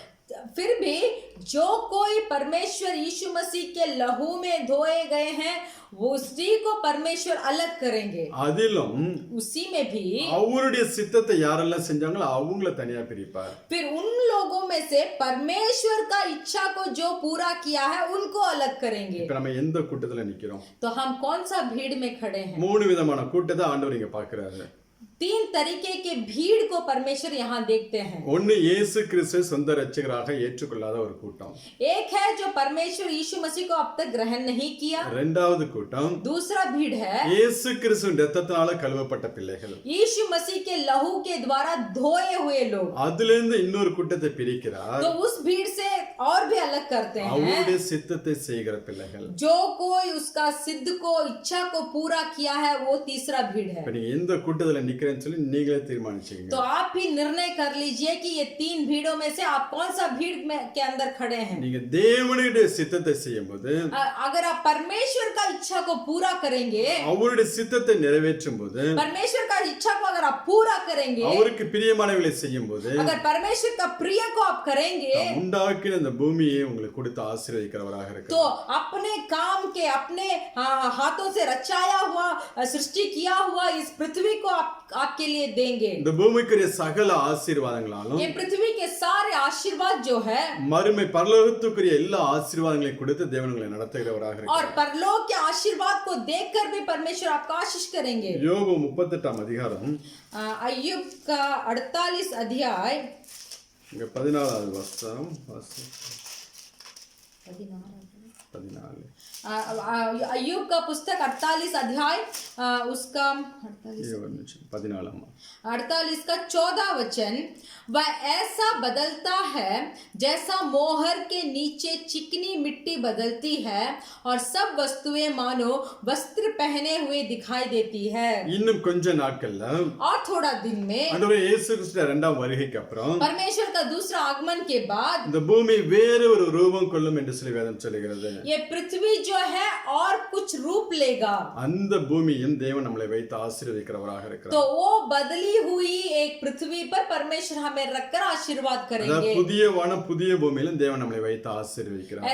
ऐसा है कि नए पृथ्वी, नए आकाश और नए भूमि में हमें रखकर परमेश्वर हमें आशीष करेंगे। அவருடைய கரமே அதையும் உண்டாக்குகிறதாக இருக்கிறது. क्योंकि उसी को भी परमेश्वर के हाथों ने ही रचाया है। அவருக்கு இஷ்டமானவர்களுக்கு தேவன் இந்த ஆசீர்வாதத்தை கொடுக்கிறார். तो जिस परमेश्वर के चाहत वाले कौन है, उन्हीं को इस आशीर्वाद को परमेश्वर देंगे। அதே நேரத்துல उसी समय பிசாசு சொல்லுவான், शैतान भी बोलेगा, எனக்கு இஷ்டமானவனுக்கு நான் இந்த பூமியை கொடுப்பேன்னு சொல்லி அவனும் ஒரு டயலாக் கொடுவான். तो शैतान भी ऐसे एक वचन बताएगा कि मुझे मैं किसको चाहता हूँ या मुझे कोई भी चाहता हो तो उसको भी मैं इस पृथ्वी को दूंगा। இன்னைக்கு अनेक ஜனங்களை அப்படிதான் வஞ்சித்து வைத்துக் கொண்டிருக்கிறான். इसीलिए आज देखिए बहुत सारे लोगों को शैतान ने अपने चतुराई से उन्हें भटका रखा है। லூக்கா 4 அதிகாரம் लूका सुसमाचार का पुस्तक उसका 14 अध्याय 4, 5, 6 வசனங்களை வாசிக்கலாம். इतना 4, 5, 6 लूका सुसमाचार का पुस्तक 4 अध्याय उसमें 4, 5 और 6 को हम पढ़ेंगे। यीशु ने उसे उत्तर दिया, लिखा है मनुष्य केवल रोटी से जीवित ना रहेंगे। तब शैतान उसे ले गया और उसको पल भर में जगत के सारे राज्य दिखाया और उसे कहा, मैं यहाँ सब अधिकार और इनका विभाग तुझे दूंगा, क्योंकि वह मुझे सौंपा गया है और जिसे चाहता हूँ उसी को दे देता हूँ। ये लेते हैं और 7, 8 भी पढ़ेंगे। इसीलिए यदि तू मुझे प्रणाम करे तो यह सब तेरा हो जाएगा। यीशु ने उसे उत्तर दिया, लिखा है तू प्रभु अपने परमेश्वर को प्रणाम कर और केवल उसी का उपासना कर।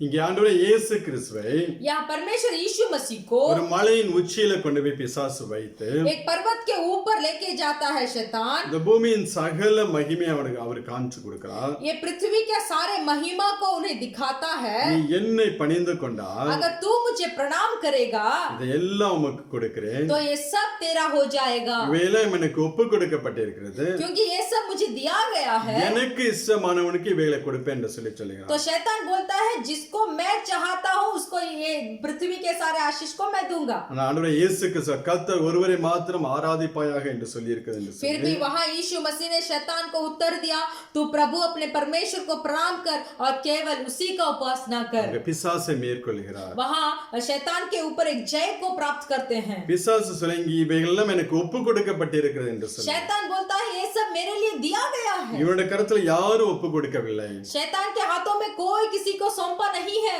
ஆதாம் ஏவாளை வஞ்சித்து ஏமாத்தி அதை எடுத்துக்கொண்டான். आदम और हव्वा को धोखा देकर सारे आशीषों को अपने हाथों में लिया, அதுவும் அவனுக்கு நிரந்தரம் கிடையாது. नहीं तो वो भी उसके लिए निरंतर नहीं रहता। நீ ஆண்டவரே இயேசு கிறிஸ்துவை அல்லாமல் आप परमेश्वर यीशु मसीह के अलावा நீங்க இந்த உலகத்தில் யாரை நம்பினாலும் इस संसार में आपका भरोसा जिसके ऊपर हो भी तो எந்த ஒரு ஆசீர்வாதத்தையும் உங்களோட வாழ்க்கையில கொடுக்க முடியாது. तो कोई भी आशीर्वादों को जो मनुष्य के ऊपर आप भरोसा रखे हैं वो नहीं दे सकता। இந்த சகலத்தையும் படைத்தது தேவாதி தேவன் தான். ये सब को रचाया है हमारे पिता परमेश्वर ने ही। அவருடைய கரம் தான் இதெல்லாம் உண்டாக்கி. परमेश्वर के हाथों ने ही उसका रचाया है। அவருக்கு இஷ்டமானவர்களுக்கு அதை கொடுக்கிறார். परमेश्वर जिसको चाहते हैं उसी को वो देंगे। ஆனா பிசாசு சொல்ல என்ன நீ பணிந்து கொண்ட எனக்கு இஷ்டமானவன் நான் கொடுப்பேன் என்று சொல்லுவான். फिर भी शैतान आपको धोखा देगा कि मुझे अगर तू प्रणाम करेगा तो ये सब तेरे हाथों में मैं दे दूंगा। கொஞ்ச நாள் உங்களுக்கு ஏதாவது கொடுத்து உங்களை ஆசை காமிப்பான். थोड़ा दिन आपको कुछ रहकर अपने ऊपर पसंद को दिलाएगा, அதுக்கப்புறம் அவனால ஒண்ணுமே பண்ண முடியாது. उसके बाद शैतान कुछ भी नहीं कर सकता। அதுக்கப்புறம் அவன்கிட்ட இருக்கிற வியாகுலத்தையும் சஞ்சலத்தையும் தான் உங்களுக்கு கொடுப்பான். उसके बाद शैतान क्या करेगा? उसके अंदर जितना भी परेशानी है, चिंता है, कष्ट है, उसको सब आपके अंदर देगा। ஏன் இன்னைக்கு ஜனங்கள் கஷ்டப்படுகிறார்கள்? क्यों आज लोग कष्ट उठा रहे हैं? இன்னைக்கு உலகத்துல ஐஸ்வர்யவான் என்று சொன்னால் கூட आज इस धरती में धनवान है बोलेंगे भी तो ஏன் உனக்குள்ள ஒரு சமாதானம் சந்தோஷம் இல்லை என்றால் क्यों उस धनवान के अंदर समाधान और खुशी नहीं है? பிசாசு அவங்களுக்கு கொடுத்து வைத்திருக்க எல்லாம் டூப்ளிகேட் பிளெஸிங்ஸ். क्योंकि जितना भी आशीर्वाद को शैतान उन धनवानों को दिए हैं वो सब नकली है। தேவனை விசுவாசிக்கிற பிள்ளைகளுக்கு தான் ஒரிஜினலான ஆசீர்வாதத்தை தேவன் கொடுக்கிறவராக இருக்கிறார். जो कोई परमेश्वर के ऊपर भरोसा रखता है उन्हीं को परमेश्वर अपने सही ठीक आशीर्वाद को देते हैं। அந்த ஆசீர்வாதத்தை அனுபவிக்கக்கூடிய கிருபையும் தேவன் கொடுக்கிறவராக இருக்கிறார். उस आशीर्वाद को भुगतने के लिए भुगतने का कृपा भी उनको परमेश्वर ही देते हैं। பிசாசால அது கொடுக்க முடியாது. फिर भी शैतान उसको आपको नहीं दे सकता। கொண்டு வந்து ஆசீர்வாதத்தை கொடுக்கிற போல கொடுத்துட்டு वो ऐसे दिखाएगा, नाटक करेगा कि आशीर्वाद को आपकी जिंदगी में लेके आया है बोलकर, கூடவே வியாதியை உங்கள்ட்ட கொடுத்துருவான். वो आशीर्वाद एक नकली आशीर्वाद को देते समय ही थोड़ा रोग को भी देगा। அது உண்மையான ஆசீர்வாதமே கிடையாது. वो सही आशीर्वाद नहीं है। அப்படி ஆசீர்வாதம் என்று சொல்லுகிற பிள்ளைகள் अगर उसको आशीर्वाद बोलने वाले लोग பிசாசுக்கு பிரியமாய் நடந்து கொண்டிருக்கிறார்கள். तो वही लोग शैतान के प्रिय अभी चल रहे हैं।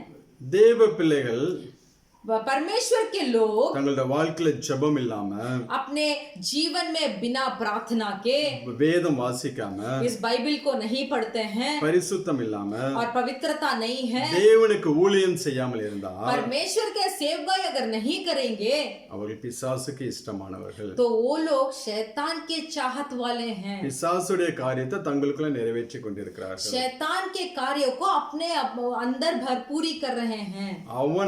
அவன்கிட்ட இருக்கக்கூடிய காரியங்கள் தான் ஜனங்களுக்கு கொடுப்பான். तो शैतान क्या करता है? अपने अंदर जो कार्य है उसी को उसको चाहने वालों को देता है। இன்னைக்கு நாம் தேவனுக்கு பிரியமா இருக்கிறோமா இல்ல பிசாசுக்கு பிரியமா இருக்கிறோமா? आज इस समय हम परमेश्वर के प्रिय हैं या शैतान के प्रिय हैं? கொஞ்சம் உங்களே நீங்க யோசிச்சு பாருங்க. थोड़ा अपने आप को जांच कर सोच कर देखिए। அனுதின ஜெப வாழ்க்கையை பத்தி கொஞ்சம் யோசிச்சு பாருங்க. आपके रोज का प्रार्थना के बारे में थोड़ा सोच कर देखिए। பைபிள் படிக்கிறீங்களா? क्या आप बाइबल पढ़ते हैं? ஆண்டவருக்கு ஏதாவது ஊழியம் செய்றீங்களா? क्या परमेश्वर के लिए कुछ तो सेवकाई கொஞ்சம் करते உங்களை हैं? சரிப்படுத்திக் கொள்ளுங்க. तो थोड़ा आपको ठीक कर लीजिए। எப்பவுமே हर समय எதற்காகவும் सब चीजों के लिए யாருக்காகவும் किसी और सब लोगों के लिए நாம் தேவனை விட்டு கொடுக்கவே கூடாது. हम परमेश्वर ये सब चीजों को लेकर हमें परमेश्वर को जगह नहीं देना है। நாம் யாருக்காக நாம் தேவனை விட்டு கொடுக்க கூடாது. किसी चीज के लिए हमें परमेश्वर को जगह नहीं देना நாம் है। எப்பொழுதும் அவரை பற்றிக்கொள்கிற பிள்ளைகளா परमेश्वर को हर बार हमें पकड़े रहना है। ரூத்தோட வாழ்க்கையில பார்த்தோம்னா रूत के जिंदगी को अगर आप देखेंगे அவர் சொல்லக்கூடிய ஒரு வார்த்தை 1ஆம் அதிகாரம்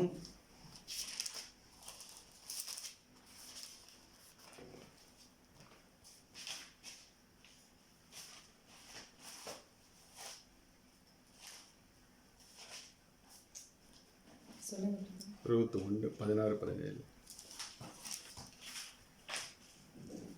1 சாமுவேல் முன்னாடி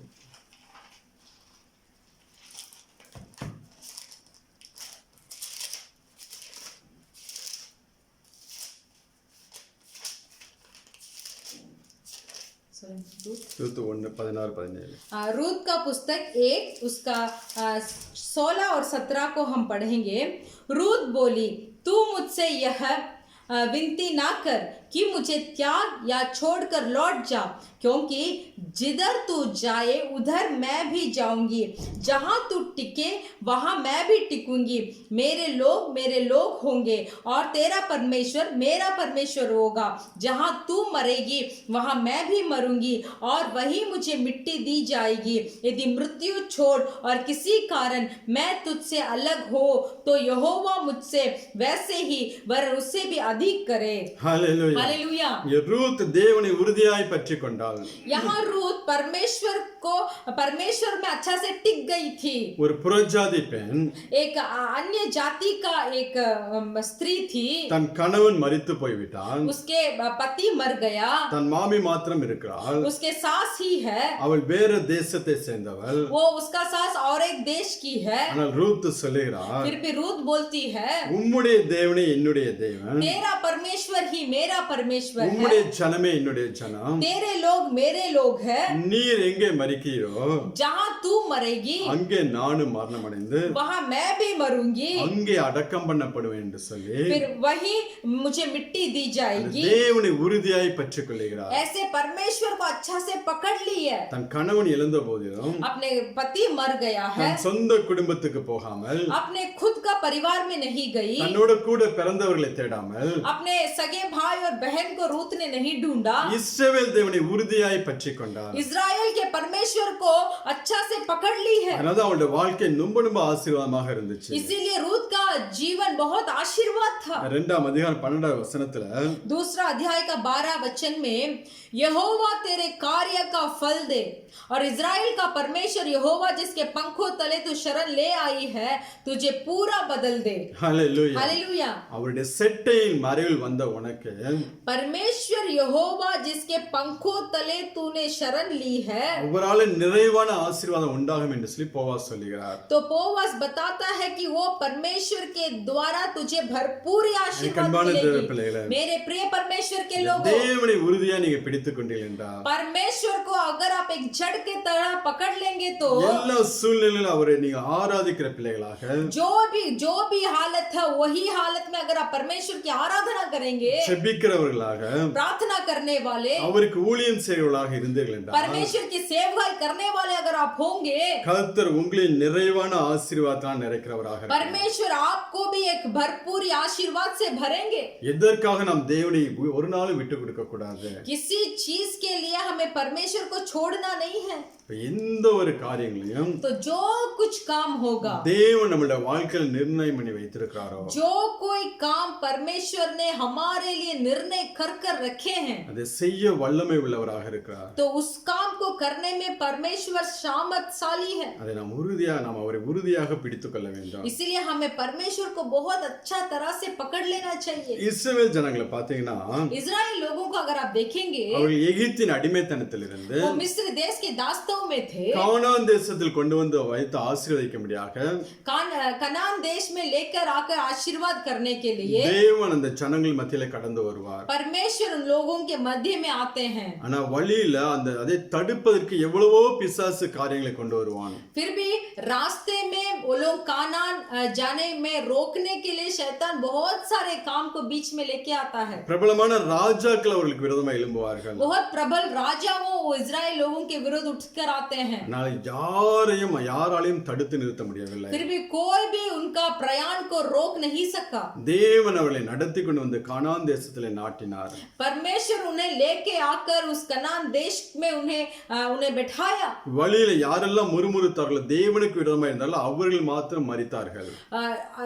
रास्ते में जो कोई परमेश्वर के विरुद्ध बड़बड़ाए थे वही नष्ट हुए। ஆனால் தேவன் நினைத்தது அந்த ஜனத்தை கொண்டு வந்து அந்த கானான் தேசத்துல வைத்து ஆசீர்வதித்தார். फिर भी परमेश्वर जो सोच रखे थे इजराइल लोगों को लेके आकर उस कनान देश में, वैसे ही उन्होंने लेके आकर कनान देश में रखकर उन्हें आशीष किया। அந்த தேசத்திலிருந்து புறப்படாதபடிக்கு பார்வோன் எவ்வளவோ தடைகளை கொண்டு வந்து பார்த்தான். उस मिस्र देश में देश से वो लोग नहीं निकले, इसके लिए पारोन राजा बहुत सारी युक्तियों को उन्होंने निकाला। ஆனால் தேவன் தம்முடைய ஓங்கிய புயத்தினால அங்கிருந்து அந்த ஜனங்களை புறப்பட பண்ணினார். फिर भी परमेश्वर ने अपनी बढ़ाई हुई बूझ बल से उन्हें उस देश से परमेश्वर ने निकाला। நீங்க வாசிக்கலாம் யாத்திராகமம் 6ஆம் அதிகாரம், आप पढ़ सकते हैं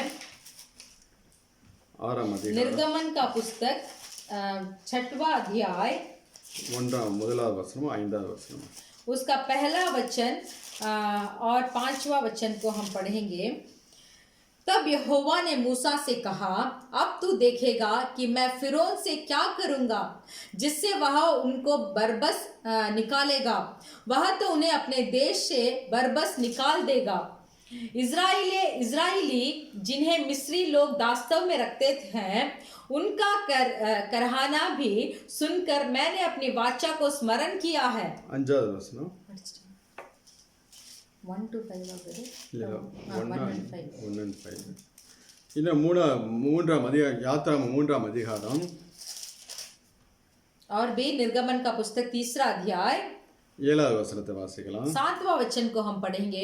फिर यहोवा ने कहा, मैंने अपनी प्रजा के लोगों जो मिस्र में हैं उनके दुख को निश्चय देखा है और उनकी जो चिल्लाहट परिश्रम करने वालों के कारण होती है उसको भी मैंने सुना है और उनकी पीड़ा पर मैंने चित्त लगाया है. 8வது வசனம் इसीलिए अब मैं उतर आया हूँ कि उन्हें मिस्रियों के वश से छुड़ाऊं और उस देश से निकाल कर एक अच्छे और बड़े देश में जिसमें दूध और मधु की धाराएं बहती है अर्थात कानानी, हिर्त, एमोरी, परिजी, हिब्बी और यबूसी लोगों के स्थान में पहुंचाऊं.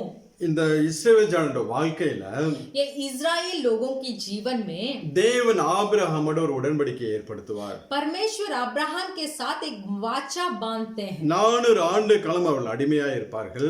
400 वर्ष वो लोग दास्तव में रहेंगे. பின்பு அவர்களை நான் மீட்டு கொண்டு கானான் தேசத்தில் வைத்து ஆசீர்வதிப்பேன் என்று. फिर उनको उस मिस्र के दास्तव से मैं छुड़ाकर लेके आके उन्हें कनान देश में रखूंगा. இந்த காலகட்டம் 400 ஆண்டு நிறைவாக கூடிய ஒரு காலகட்டத்தில் வந்து நிற்கிறார்கள். तो अभी 400 वर्ष पूरा हुआ एक काल में वो लोग आकर खड़ा होते हैं. அடுத்து இந்த இஸ்ரவேல் ஜனங்களுடைய பெருமூச்சையும் தேவன் கேட்க ஆரம்பிக்கிறார். फिर इजराइल लोगों का ऐसे बहुत दुख के भरा हुआ प्रार्थना को भी परमेश्वर सुनते हैं. அதை கேட்டு தேவன் அந்த உடன்படிக்கை நினைவுக்கு வந்து அவர்களை ஆசீர்வதிக்கும்படியாக கடந்து வருகிறார். तो वो दास्तव में जो परमेश्वर को वो लोग पुकारे उस शब्द को आवाज को सुनकर परमेश्वर ने उनके लिए उतर कर आया. தேவன் அந்த நாளில் சொல்ல விரும்பக்கூடிய ஒரு காரியம், तो परमेश्वर इन दिन में जो बात बोलना चाहते எப்படி हैं, இந்த இஸ்ரவேல் ஜனங்களுக்கு 400 ஆண்டு ஒரு நிறைவு காலம் வந்துச்சோ, जैसे इस इजरायली लोगों को 400 वर्ष एक समाप्त में आया, அந்த அடிமைத்தன வாழ்க்கை உபத்திரவ வாழ்க்கைக்கு ஒரு நிறைவு வந்துச்சோ, कैसे वो दास्तव की जिंदगी से वो उपद्रव की जिंदगी से एक छुटकारा वो पाने वाले थे. இன்னைக்கு अनेक பிள்ளைகளோட வாழ்க்கையில ஒரு அந்த உபத்திரவத்தின் காலத்தின் நிறைவுக்கு வந்திருக்கிறார்கள் என்று சொல்லி தேவன் சொல்கிறார். तो आज परमेश्वर बताते हैं जो लोग एक उपद्रव ने एक परेशानी में जी रहे हैं वो उपद्रव और वो परेशानी का एक समाप्त निकट है. இந்த காலத்தில் நீங்க தேவனை நோக்கி ஏறெடுக்கக்கூடிய ஒவ்வொரு ஜெபமும் மிக மிக முக்கியமானது. इस दिनों में इस काल में जो जैसे जैसे प्रार्थना को परमेश्वर के सम्मुख में आप देते हैं वो बहुत प्रधान है. அந்த இஸ்ரவேல் ஜனங்களுடைய பெருமூச்சு தேவ சமூகத்தில் எட்டிட்டு என்று சொல்லி வேதம் சொல்கிறது. पवित्र बाइबल बताता है कि इजराइल लोगों का वो दुख भरा प्रार्थना परमेश्वर ने सुना. அதே போல உபத்திரவத்தின் காலத்தில் இருக்கக்கூடிய உங்களுடைய ஜெபம் தேவ சமூகத்தில் எட்டும்போது वैसे ही उपद्रव के बीच में जो लोग आप अगर है तो अगर इस स्थिति में आप प्रार्थना करेंगे वो परमेश्वर के सम्मुख में पहुंचेगा. தேவன் எப்படி இந்த இஸ்ரவேல் ஜனங்களை ஆசீர்வதித்தாரோ, जैसे परमेश्वर इजराइल लोगों को आशीष किया, அதே போல உங்களையும் ஆசீர்வதிக்கும்படியான ஒரு காலகட்டத்துக்குள்ள கொண்டு வந்து வைத்திருக்கிறார். वैसे ही आपको भी आशीष करने का एक काल में आपको लेके आकर बैठाए हैं. அதனால உங்க வாழ்க்கையில தேவன் செய்ய நினைத்த காரியம் ஒன்றும் தடைபடாது. इसीलिए आपके जीवन में परमेश्वर जो चाहते हैं करने के लिए उसको कोई रोक नहीं सकता. 40 ஆண்டு காலமான அந்த வனாந்திரத்தில் தேவன் அவர்களை நடத்தி கொண்டு வந்தார்.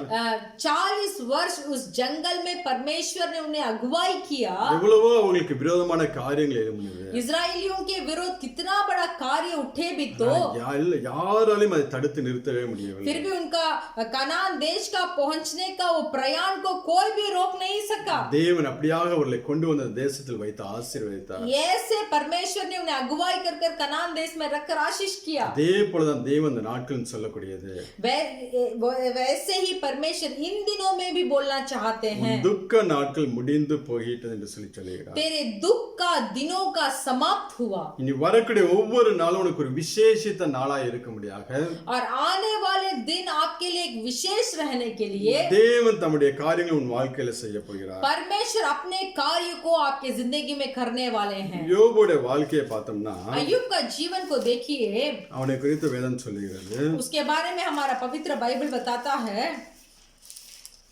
அந்த உபத்திரவங்களுக்கு பின்பதாக 2 மடங்கான ஆசீர்வாதத்தை பெற்றுக்கொள்கிறான். उस उपद्रव अय्यूब का जो उपद्रव आया उस उपद्रव के बाद दुगना आशीर्वाद को पाया. நீங்க வாசிங்க आप पढ़ सकते हैं யோபு 42ஆம் அதிகாரம் अय्यूब का पुस्तक का 42वां अध्याय 16வது வசனம் 16 17. उसका 16 और 17 को हम पढ़ेंगे. इसके बाद अय्यूब 140 वर्ष जीवित रहा और 4 पीढ़ी तक अपना वंश देखने पाया. अंत में अय्यूब वृद्धावस्था में दीर्घायु होकर मर गया.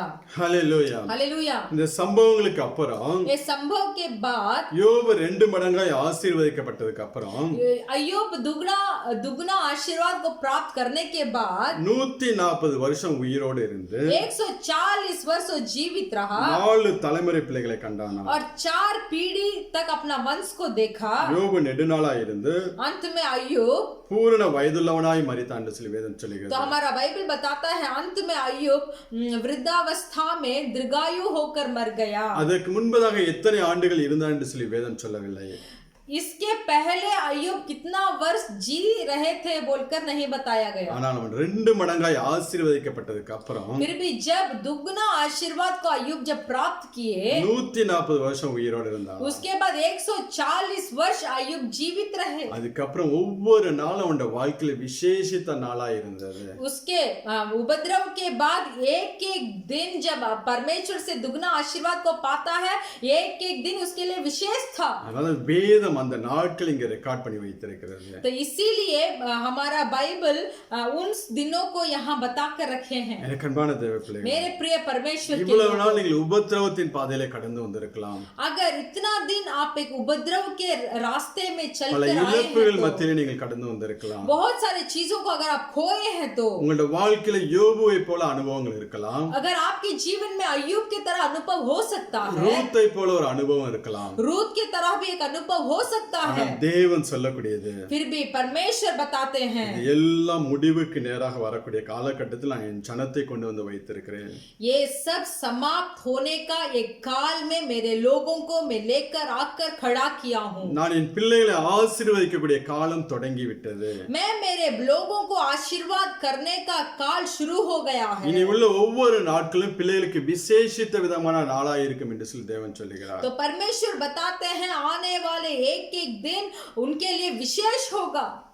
தேவன் இந்த நாட்களில் உங்களுக்கு ஒரு தீர்க்கதரிசனமாய் சொல்ல விரும்புகிறார். आज इस दिनों में भी मैं एक भविष्यवाणी बताता हूँ. உங்களுடைய வாழ்க்கையில் தேவன் செய்ய நினைத்த காரியம் ஒன்றும் தடைபடாது. आपके जिंदगी में परमेश्वर जो काम करना चाहते हैं उसको कोई भी रोक नहीं सकता. தேவன் உங்களை ஆசீர்வதிக்கும் போது अगर परमेश्वर आपको आशीष करेंगे இன்னும் அவருக்கு பிரியமாய் और भी ज्यादा परमेश्वर के प्रिय बनकर இன்னும் அவருடைய சித்தத்தை செய்யும்படியாய் और भी परमेश्वर का इच्छा को पूरा करने में ஒப்பு கொடுக்கும் போது जब आप अपने आप को समर्पण करेंगे கர்த்தர் உங்களை கொண்டு பெரிய காரியங்களை செய்வார்.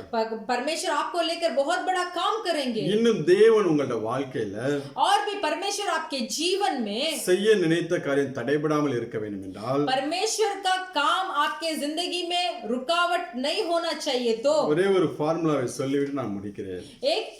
एक बात को मैं बताकर मैं खत्म करना चाहता हूँ. லூக்கா 8ஆம் அதிகாரம் लूका का सुसमाचार का पुस्तक उसका 8वां अध्याय 41-42 वचनங்களை வாசிக்கலாம். 41 और 42 को हम पढ़े 41 और 42 को पढ़ेंगे. इतने में याईर नामक एक मनुष्य जो आराधनालय का सरदार था आया और यीशु के पांवों पर गिर के उसने विनती करने लगा कि मेरे घर चल, क्योंकि उसके 12 वर्ष की इकलौती बेटी थी और वह मरने पर थी. जब वह जा रही थी तो लोग उस पर घिरे पड़ते थे. இங்க ஜெப ஆலயத்துல எவ்வேறு यहाँ याईर नामक का एक मनुष्य தன் மகள் மரண அவஸ்தைக்கு நேராக இருக்கிறாள் என்று சொல்லி जो आराधनालय का सरदार थी उसके 12 वर्ष की इकलौती बेटी मरने पर थी. ஆண்டவரே இயேசு கிறிஸ்து தன் வீட்டுக்கு அழைத்து கொண்டு போகிறான். इसीलिए परमेश्वर यीशु मसीह को अपने घर को लेके गया. அங்க போகிற வழியில 12 வருட பெரும்பாடுள்ள ஸ்திரீ அவளை வந்து ஆசீர்வாதத்தை பெற்றுக்கொள்கிறாள். तो जाते समय वहां एक 12 वर्ष स्त्री जो थी वो चंगा पाकर वहां से गई. அதுக்கப்புறம் 49-50 வசனங்களை வாசிக்கலாம். और भी 49 और 50 को पढ़ेंगे. वह यह कह रही थी कि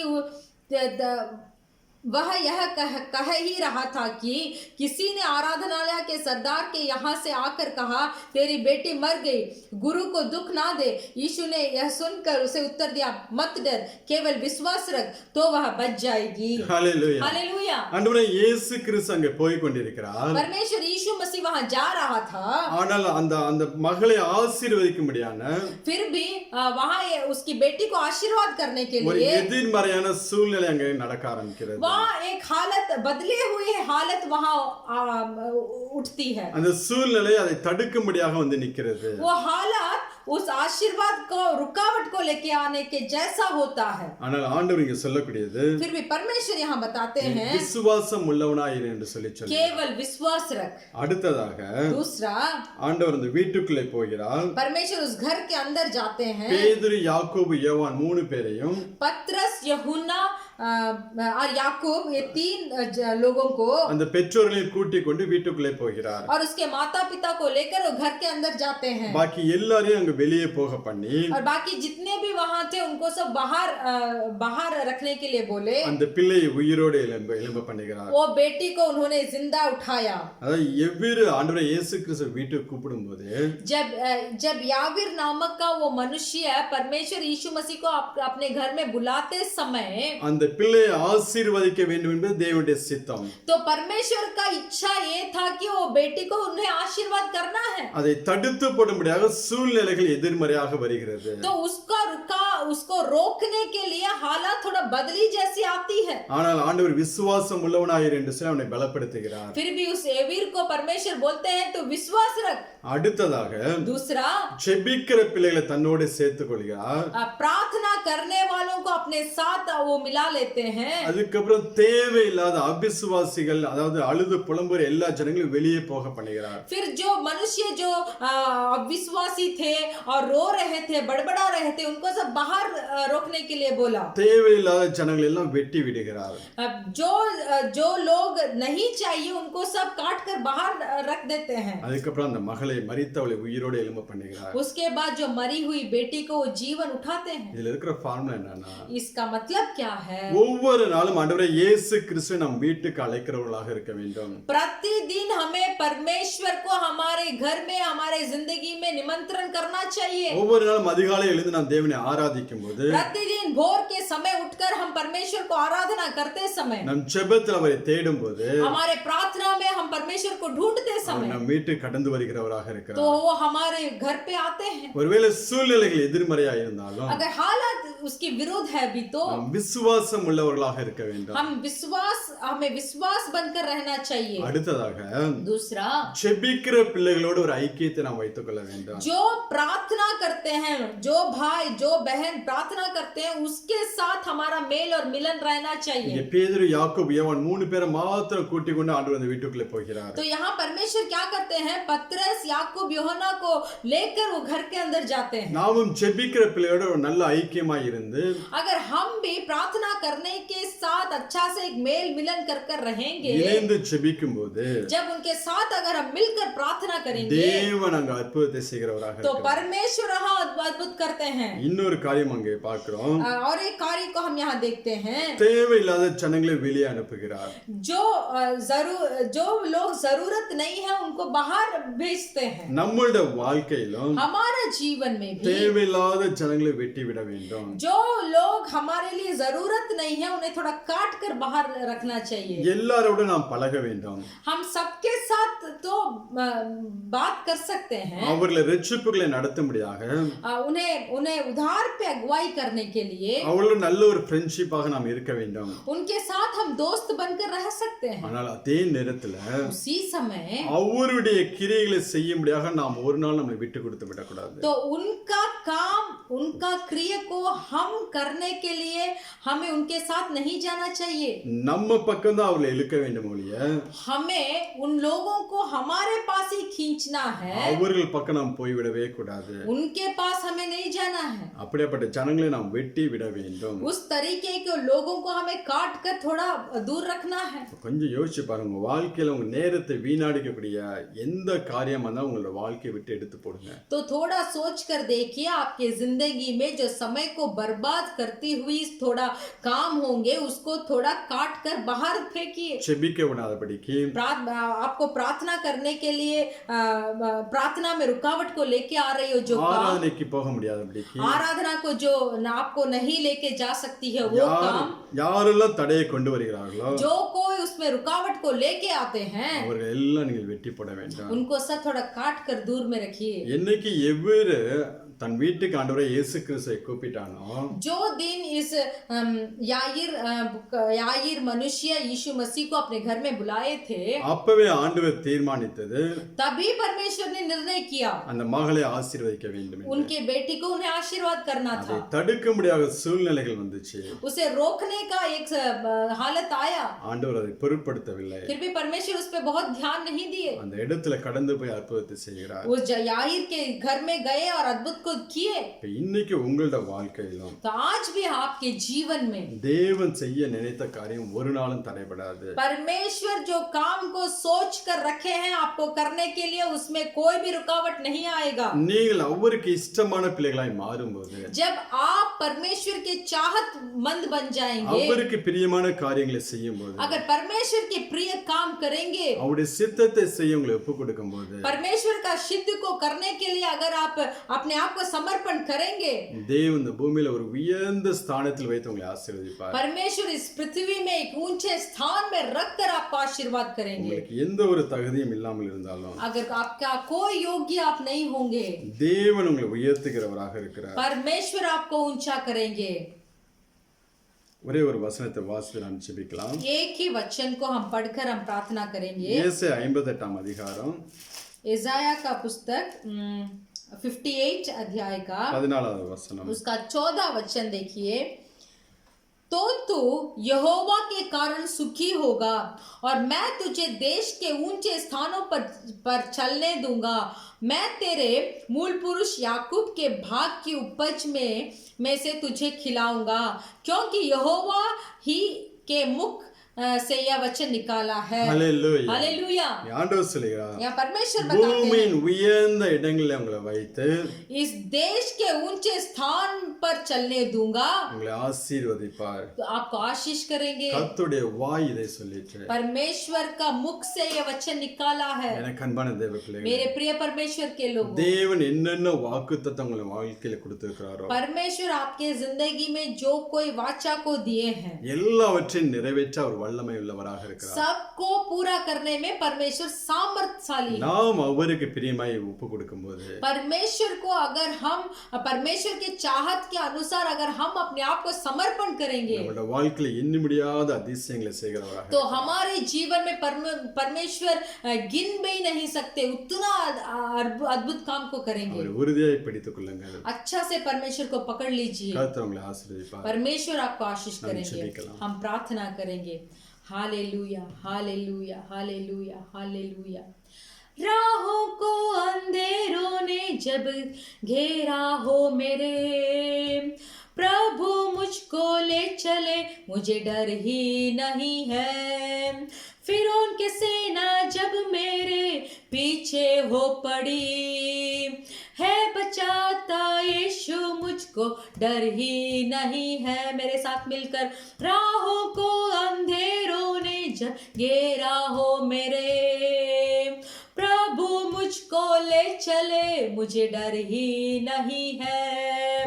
फिरौन के सेना जब मेरे पीछे हो पड़ी, है बचाता यीशु मुझको, डर ही नहीं है। हाथों को उठाकर आराधना यीशु तुझे, आराधना यीशु तुझे, आराधना यीशु तुझे, आराधना यीशु तुझे। तू जो कह दे मैं करूँगा, तेरी राहों पर मैं चलूँगा, तेरी चरणों में ही रहूँगा, मेरे प्यारे यीशुवे। तू जो कह दे मैं करूँगा, तेरी राहों पर मैं चलूँगा, तेरे चरणों में ही रहूँगा मेरे प्यारे यीशुवे। धन्यवाद धन्यवाद धन्यवाद। हाँ परमेश्वर, आपके वचन के लिए हम धन्यवाद बोलते हैं। हाँ, हमारे ज़िंदगी में जो अद्भुत और आश्चर्य काम को आप सोच कर रखे हैं, वो मेरे वजह से अगर आप वो रुकावट कर रही है, मेरे अधर्म के वजह से, मेरे पापों के वजह से, मेरे घृणित कामों के वजह से अगर वो काम अगर वो आशीर्वाद रोक कर रखा गया है, तो परमेश्वर मैं आज मेरे जीवन को आपके सम्मुख में मैं समर्पण करता हूँ। मेरे राह अंधेरे हैं, मैं डरूंगा नहीं, क्योंकि आप मेरे साथ हैं। फिरौन के सेना तो मेरे पीछे दौड़ दौड़ कर आ रही है। पाप मेरे पीछे मुझे भगा रहा है। संसार के अय्यासियों मुझे भगा रहा है। इस पृथ्वी के चीजें की लालसा मुझे दे रही है। जो काम को मैं छोड़ना चाहता हूं, मैं छोड़ नहीं पा रहा हूं। प्रार्थना करते समय, बाइबल पढ़ते समय बहुत सारे शत्रुओं की क्रिया मुझे रुकावट को लेके आती है। आज हमने एक भविष्यवाणी सुना, सब उपद्रव का समाप्त आ रहा है। सब उपद्रव चीजों का समाप्त आ रहा है। कब? जब हम परमेश्वर को अच्छा से पकड़ लेंगे, जब हम परमेश्वर के चाहतमंद बनेंगे, जब हम परमेश्वर की इच्छा को हम पूरा करेंगे, तब परमेश्वर इस देश के ऊंचे स्थान पर हमें लेकर जाकर हमें रखेंगे, क्योंकि ये वचन परमेश्वर के मुख से निकला है। Hallelujah hallelujah. Thank you Lord. धन्यवाद धन्यवाद धन्यवाद इस वचन के लिए। धन्यवाद परमेश्वर। हमने सोच कर बड़बड़ाते रहे कि क्यों मेरे जिंदगी में आशीर्वाद नहीं आ रहा है। आज के दिन से हम हमारा बड़बड़ाना बंद करेंगे। हम हमारे मुंह को बंद कर रखेंगे। हमारी उंगलियों को दांत कर बीच में दबा कर हम रखेंगे। परमेश्वर यहोवा के चट्टान के ऊपर हम विश्वास रखेंगे और भरोसा रखेंगे, क्योंकि वो ही मुझे भरपूर से भरने वाला है। Hallelujah hallelujah. धन्यवाद धन्यवाद धन्यवाद पिता परमेश्वर, इस अच्छे भजन के, इस अच्छे उपदेश के लिए, संदेश के लिए हम आपको धन्यवाद देते हैं। जो वचन आज हमने सुना है, उस वचन के अनुसार हम अपने आप को समर्पण करते हैं। काट डालने का चीज को हमें काट डालना है, दूर फेंकने का चीज को हमें दूर फेंकना है। परमेश्वर के लिए किसी को मैं परमेश्वर को नहीं छोड़ूंगा, किसी चीज के लिए मैं परमेश्वर को नहीं छोड़ूंगा। वैसे मेरा जीवन को आज से आप आशीष कीजिए परमेश्वर। धन्यवाद। मैं तेरे पास प्रेम के साथ आना चाहता हूँ, या तो वार लेकर आना चाहता है। पौलुस पूछते हैं कि मैं तेरे साथ कैसे आऊं, प्रेम के साथ आऊं या वार लेके आऊं। अगर हमें सही रास्ता पे चलना है, तो पवित्र आत्मा हमें वार से ही हमें सही कर सकते हैं। उसके लिए हमें अर्पण कर हमें प्रार्थना करना पड़ेगा। हालेलुया। सब मिलकर प्रार्थना करेंगे। धन्यवाद धन्यवाद धन्यवाद इस अच्छे वचन के लिए। धन्यवाद। जितनों के हृदय में ये वचन ने बीज बोया है, वो 30, 60 और 100 गुना प्रतिफल देने के लिए परमेश्वर आप ही क्रिया कीजिए। दास्तव को बदल डालिए। आप अभिषेक से, आशीर्वाद से हमारे भाई और बहन को भरिए। आमीन। उनके जीवन में एक सुधार आए परमेश्वर। एक समझ का हृदय को दीजिए परमेश्वर। एक खतना रहित हृदय को दीजिए परमेश्वर। वचन के दिए हुए पास्टर को, उनके परिवार को आप आशीष कीजिए। अब तक कोई भी नष्ट ना हो, ऐसे आपने उनके परिवार को अगुवाई किया है। हम धन्यवाद बोलते हैं। हम धन्यवाद बोलते हैं। बहुत ही अद्भुत रीति से आपने उन्हें अगुवाई किया है। हम धन्यवाद बोलते हैं परमेश्वर। धन्यवाद धन्यवाद धन्यवाद। हमारे परिवार, हमारे कलीसिया के परिवारों को, एक एक भाई को, बहन को, उनके सारी जरूरतों को आपके सम्मुख में समर्पण करते हैं। इस आखिरी दिनों में आपके सम्मुख में उन लोग अपने समय को बिताने के लिए, अपने आप को समर्पण करने के लिए हम प्रार्थना करते हैं। आप ही अगुवाई कीजिए। हमारे अलखोर कलीसिया जल्दी खोलना चाहिए। आपसे कोई भी काम नामुमकिन नहीं है। आप सब कुछ कर सकते हैं हमारे लिए। हमारे कलीसिया को खोलने के लिए हम प्रार्थना करते हैं। अब हमर कलीसिया में जितने भी भाई और बहन पास्टर लोगों को हम सब आपके सम्मुख में समर्पण करते हैं। आप ही अगुवाई कीजिए। परमेश्वर यीशु मसीह के नाम से हम मांगते हैं पिता, आमेन। கர்த்தராகிய இயேசு கிறிஸ்து கிருபையும் हमारा यीशु मसीह का कृपा பிதாவாகிய தேவனுடைய அன்பும் और पिता परमेश्वर का प्रेम பரிசுத்த ஆவியின் அன்னுடைய ஐக்கியம் और पवित्र आत्मा का सौभाग्यता இன்றும் என்றும் நாம் அனைவரோட கூட இருப்பதாக आज और हर पल हमारे साथ होते रहे। आमीन। Amen. Hallelujah hallelujah hallelujah hallelujah. जय मसीह। जय मसीह।